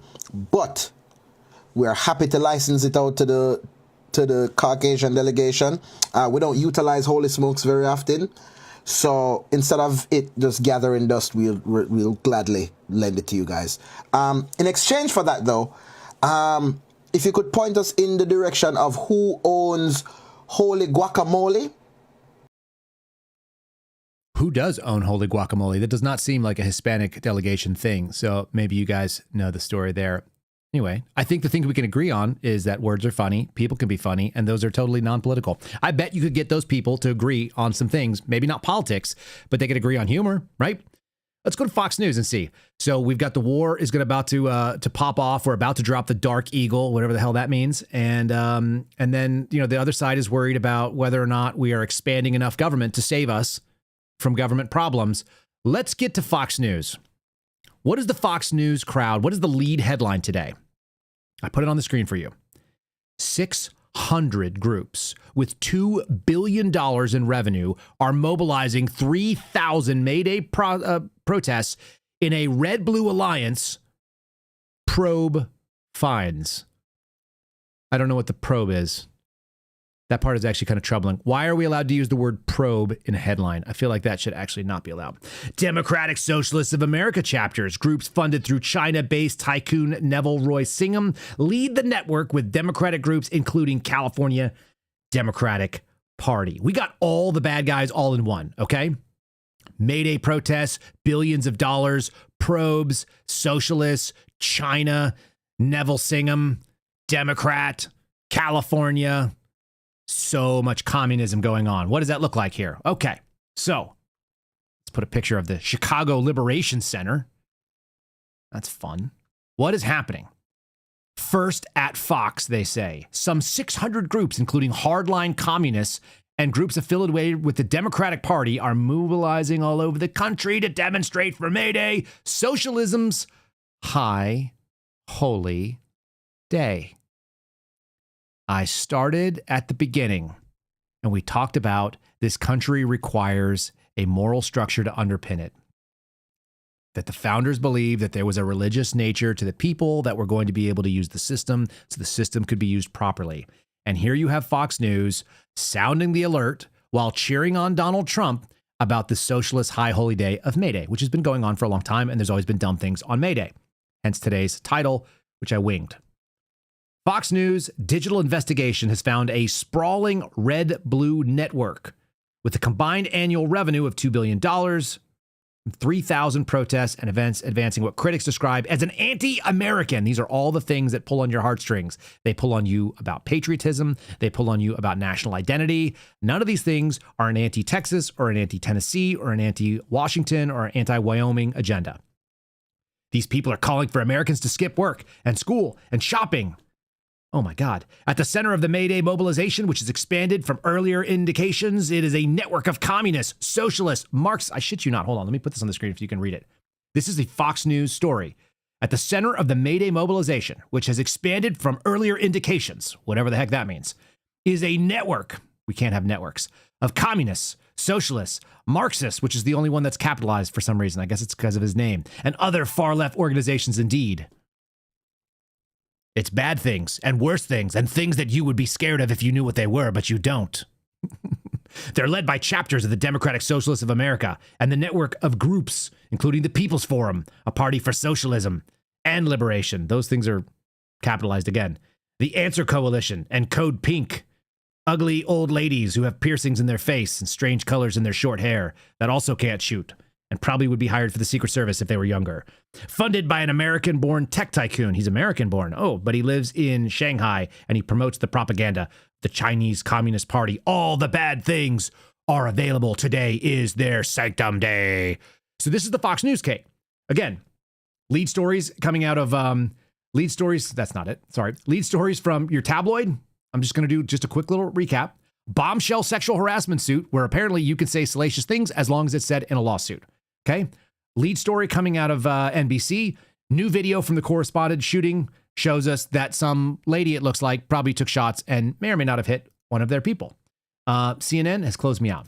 Screw you, CNN. Let's go back here. CNN, Congress is going to open parts of DHS because they can't function. They can't get anything done. And the thing they get done is basically where they were 75 days ago. So they did almost nothing.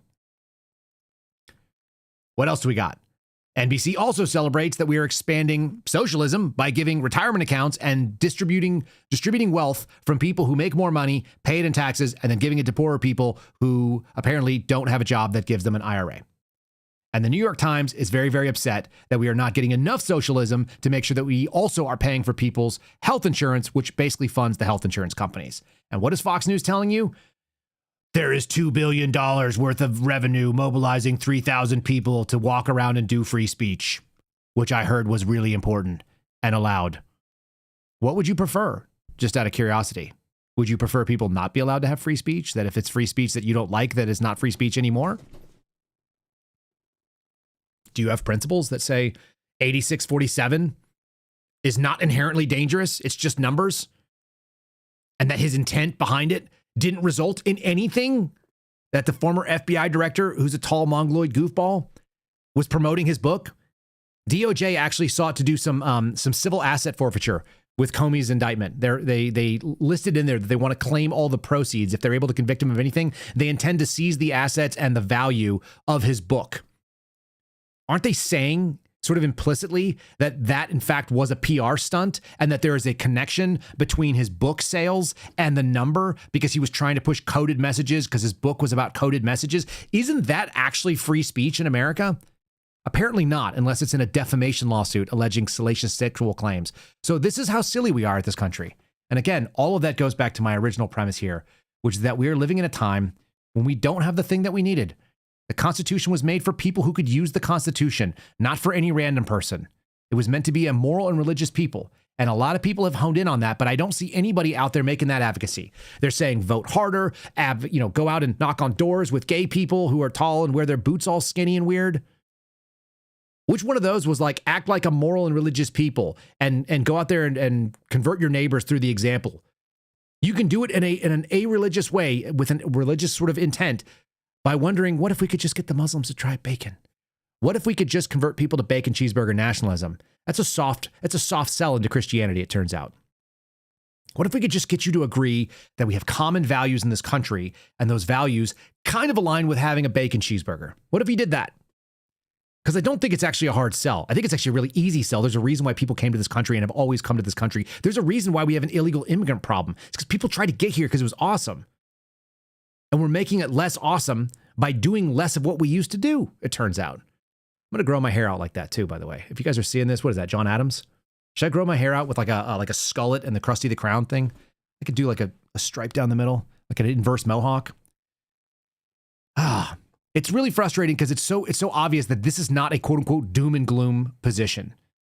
This is a condition where you look at What is the weird thing going on in this country? Has it been going on for a long time? Have we tried other solutions? Are those solutions working? If the answer is no, they are not in fact working, then maybe we should try something else. It turns out fighting aggressively to get a handle on a party that doesn't agree with you so that you could become the 50% almost majority, that's not it. You're fighting multiple up-here battles.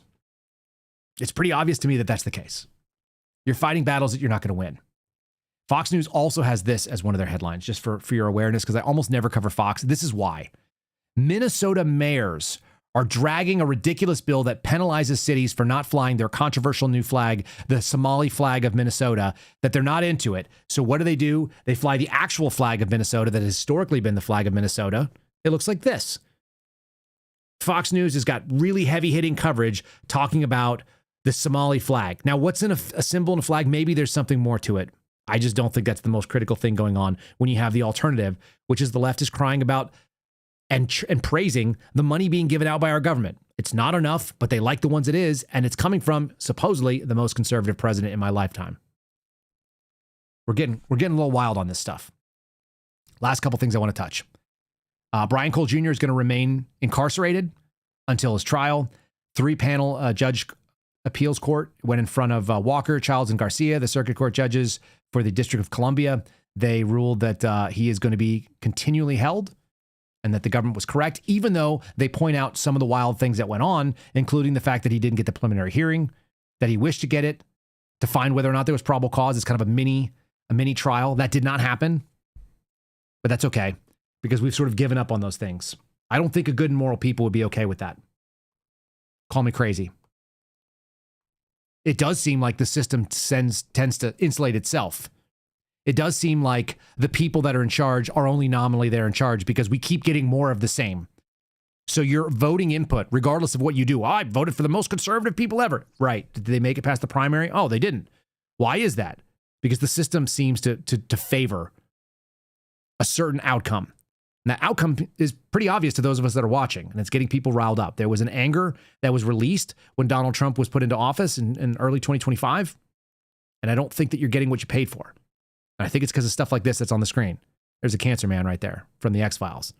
This is one of my favorite pictures, by the way. We called it the deep state, the administrative state. You can call it the government begets government. You can call it the status quo. You can call it the blob. You can call it whatever you want. But our government is no longer serving the people. And the people are trying to get something different by acting the same. And they're acting the same even though they're acting the way that has clearly been the problem as we sort of diverted from all the principles that were out there. Last little thing that I think is always interesting. The federal government has acknowledged in this federal government, which is going to be Todd Blanche's group, they put out a report, the 2026 Task Force to Eradicate Anti-Christian Bias, the fact that a Christian nation founded by roughly Christians and deists and lived under structures where all the individual colonies had majorities of Christians, that like nobody else was coming here, has an anti-Christian bias task force that has to put a report about trying to get rid of that anti-Christian bias in 2026 America. It tells you how far off the rails we are. I'm going to go down to finding number 13, which was pointed out to me by one of the people in my lawsuits this morning. I'll just zoom in here, kind of make it on the screen nice and big for you.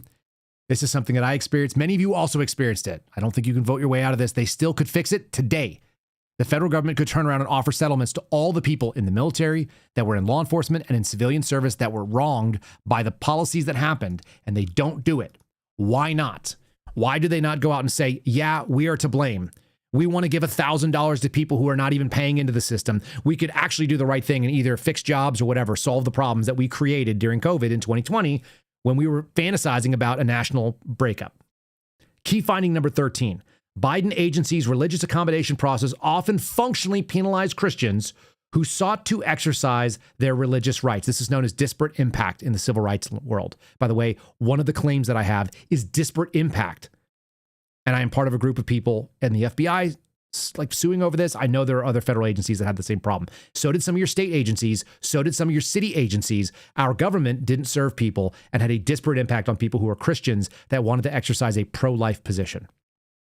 As part of its response to the COVID-19 pandemic, the Biden administration mandated vaccines for federal employees and contractors, and then they also used the Department of Labor's OSHA to issue a similar mandate for many private employers. Remember, anybody who had a company with more than 100 people.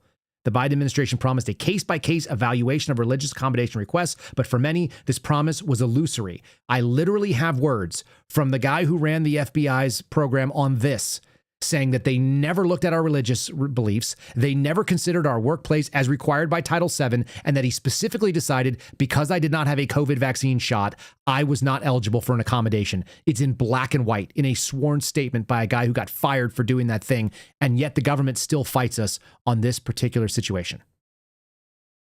They're still fighting our lawsuit, despite the fact that they are now admitting, the DOJ, who is the one representing the FBI, who is the one that I am suing, they are admitting that they did the thing that we are suing them over. They are admitting the outcome was unfair and illegal. They are admitting it in writing, and the Attorney General, the acting Attorney General, has gone out and crowed about their achievements, and yet our lawsuit continues.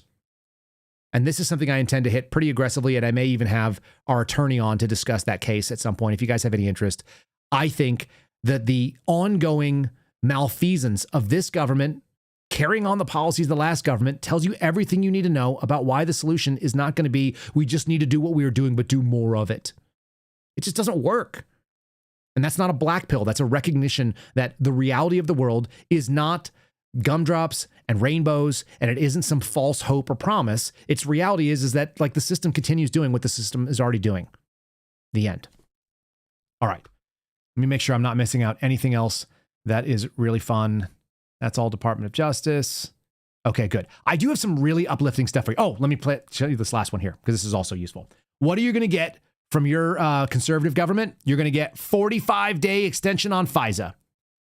And here's what's really, really crazy about the story from ABC News. And this is a truly devastating smack in the face for people who wanted accountability and less government surveillance, and you wanted that MAGA, whatever it was, Agenda 47, saying that they were going to protect your free rights, that you were going to protect your privacy, they were going to protect your free speech, your constitutionally guaranteed civil liberties, etc. The House passed Thursday, this was last night, a 45-day extension of the Foreign Intelligence Surveillance Act, Section 702, by a vote of 261 to 111. Massive majority. They all got behind government spying, sending the measure to Donald Trump's desk for a signature just hours before the short-term extension, which was previously for 2 weeks, would have expired at midnight. Earlier on Thursday, the Senate unanimously approved a 45-day extension to the surveillance program. Previously, the House had passed a 3-year extension, which we reported on yesterday. That extension was passed on Wednesday, but it also included a central banking digital currency provision that many Republican senators decided to oppose. So either it was a poison pill or they recognized that they were going to get voted out of office, if that even is real. They were going to try to do the CBDC that people have been warning about for a long time. And Senate Majority Leader Thune said that they would not be able to move the House's proposal forward. So they tried to do a 3-year. They got 45 days. I'm going to give you the same analogy. The United States is now living on borrowed credit for the future. We are currently, with all of these little things, it's the same as a household that's living on payday loans. We do it on every single front.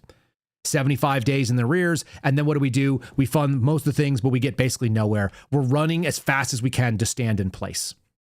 I don't think that system can continue forever. You can't be on payday loans indefinitely. You end up eventually getting swallowed up by the interest.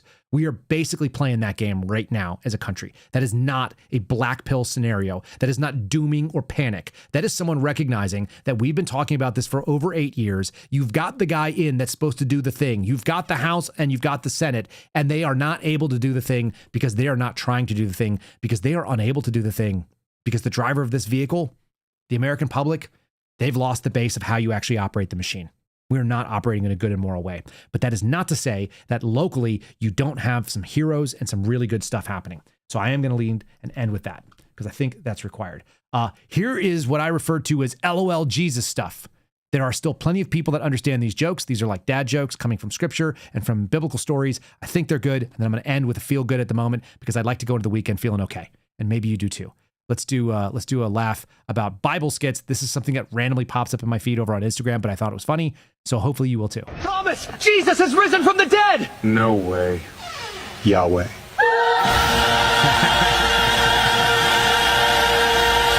Help! Jesus! I'm sinking!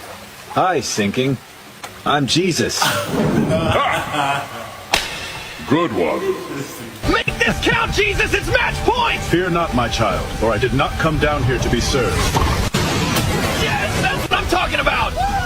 but to serve.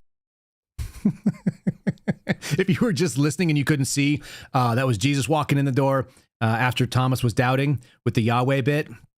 Pretty good dad joke. The second one was he was sinking and he pulled the classic, "Hey, you're sinking." And I was like, "Dad, I'm starving." "Oh, hi, starving. I'm Dad." That was classic. And then he got a high five from God. And the last one was a tennis serve. He didn't come down to be served. He came to serve, and he smashes the ball past. Why is that silly? I don't know. I just think it's fun. Like that is still a joke that will resonate across America. Most people that you would play those for, they would know what was going on there because we still have that fundamental base. It exists even if people aren't tapping into it. And I do think that the resurgence of religious attendance from Gen Z, from the young people that are coming forward, and they're like, hey, there's got to be more to this. Well, there is, and there was. And it used to be the way that it worked. It turned out the reason that the system worked, I think, was actually more about the people than the system. So that's the last little bit on that. Okay. First of all, thanks to all the sponsors that continue to support our program, allow me to do what I do. I hope you guys enjoy it. If it's interesting to you, great. Share it with a friend. Make sure you've liked it wherever it is. Support Silent and support Patriot Protect and our friends at Secure It that make the safes and the guys at Shield Arms up in Montana building guns and the Undertack guys. You can go to Matt Hat Jerky. All those links are the second link on today's show description. Or if you're watching and you want to scan this with a QR code because you're not on your phone, by all means, scan the QR code. Go right to the link. There's a whole list of people that help us keep us doing what we're doing. If you're involved in it, great. If you have not hit the like already, please do so. I appreciate it. Subscribe to the channel as we continue to grow organically. I've never once paid to promote this thing. I'm actually really shitty about promoting my program. So that's just the nature of the beast. But you guys can help me by doing it if you want. And I will give you something, I think, positive that we all need at the lowest moment. And the most, this is actually a really emotional clip. The most difficult thing in your life when you don't think you can have it, a lot of times, if you open your eyes up and you let somebody else step in, they will. And they're not stepping in because they're self-interested or it benefits them or they're trying to go viral on a clip or they're trying to make money off clicks. They do it because there really are people out there, oftentimes our neighbors, who are good and they have those same values and they realize that sometimes the devil gets too much on you and they're put there to save. So here's a couple of cops that are freaking heroes out of Jacksonville. This is body cam footage that will make you tear up, probably. And someone pulling off the highest bridge in Jacksonville, which I've driven over, super scary, and a guy wanting to end it, and some cops not letting it happen. So we got one. There are more wins than not. I think they can be, but they're going to happen at a local level. They're not going to happen from our federal government.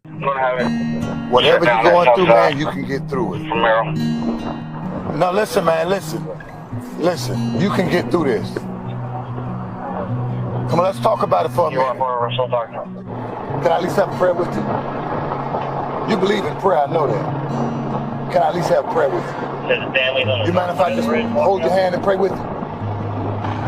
Come on, man, touch my hand. Touch from this side. Look at my hand. Just touch my hand. Just touch my hand, man. I'm praying with you. You're hurting, but if you jump, you're going to hurt other people. And they're going to be hurting just like you're hurting now. The cycle got to stop of hurt. The sight of hurt got to stop. I know you got a lot going on. You do. But whatever, if you make that jump, it is going to be 100 times worse for everyone you care about. I know you don't want to do that to them. Ruin them. Right there. Come on, man. Come on, please. There you go, man. Come on, man. Come on, man. There you go. Come on, bro. There you go. Come on, man. There you go. Come on. Come on. It's all right. It's all right. I love you. We all love you. We wear this badge for many reasons. This is the main reason. To reach those whom the devil thinks he got. Negative. We haven't turned anybody. He ain't got you. We got you, all right? Good. Good. All right. Come on. Takes a good and religious people, a moral and religious people. That's what it takes. God bless you guys. I hope you have a fantastic weekend. Look for somebody who needs you like that. It's going to be smaller than that, most likely. If you're wondering, hey, somebody should do something. That person needs help and nobody's doing it. That's God telling you to do it. That's what I think the answer has been for a long time. That's been my message whenever I speak to a group. I don't do it a lot, but when I do, that's the message. You hear the voice? That's a reminder. That's your message. It's not for anybody else. God bless y'all. Look forward to seeing you on a Monday. Hope you have a good weekend. Thanks for listening to the Kyle Seraphin Show, streamed live weekdays on rumble.com/Kyle Seraphin. Follow Kyle on Twitter, Truth Social, and Instagram at Kyle Seraphin.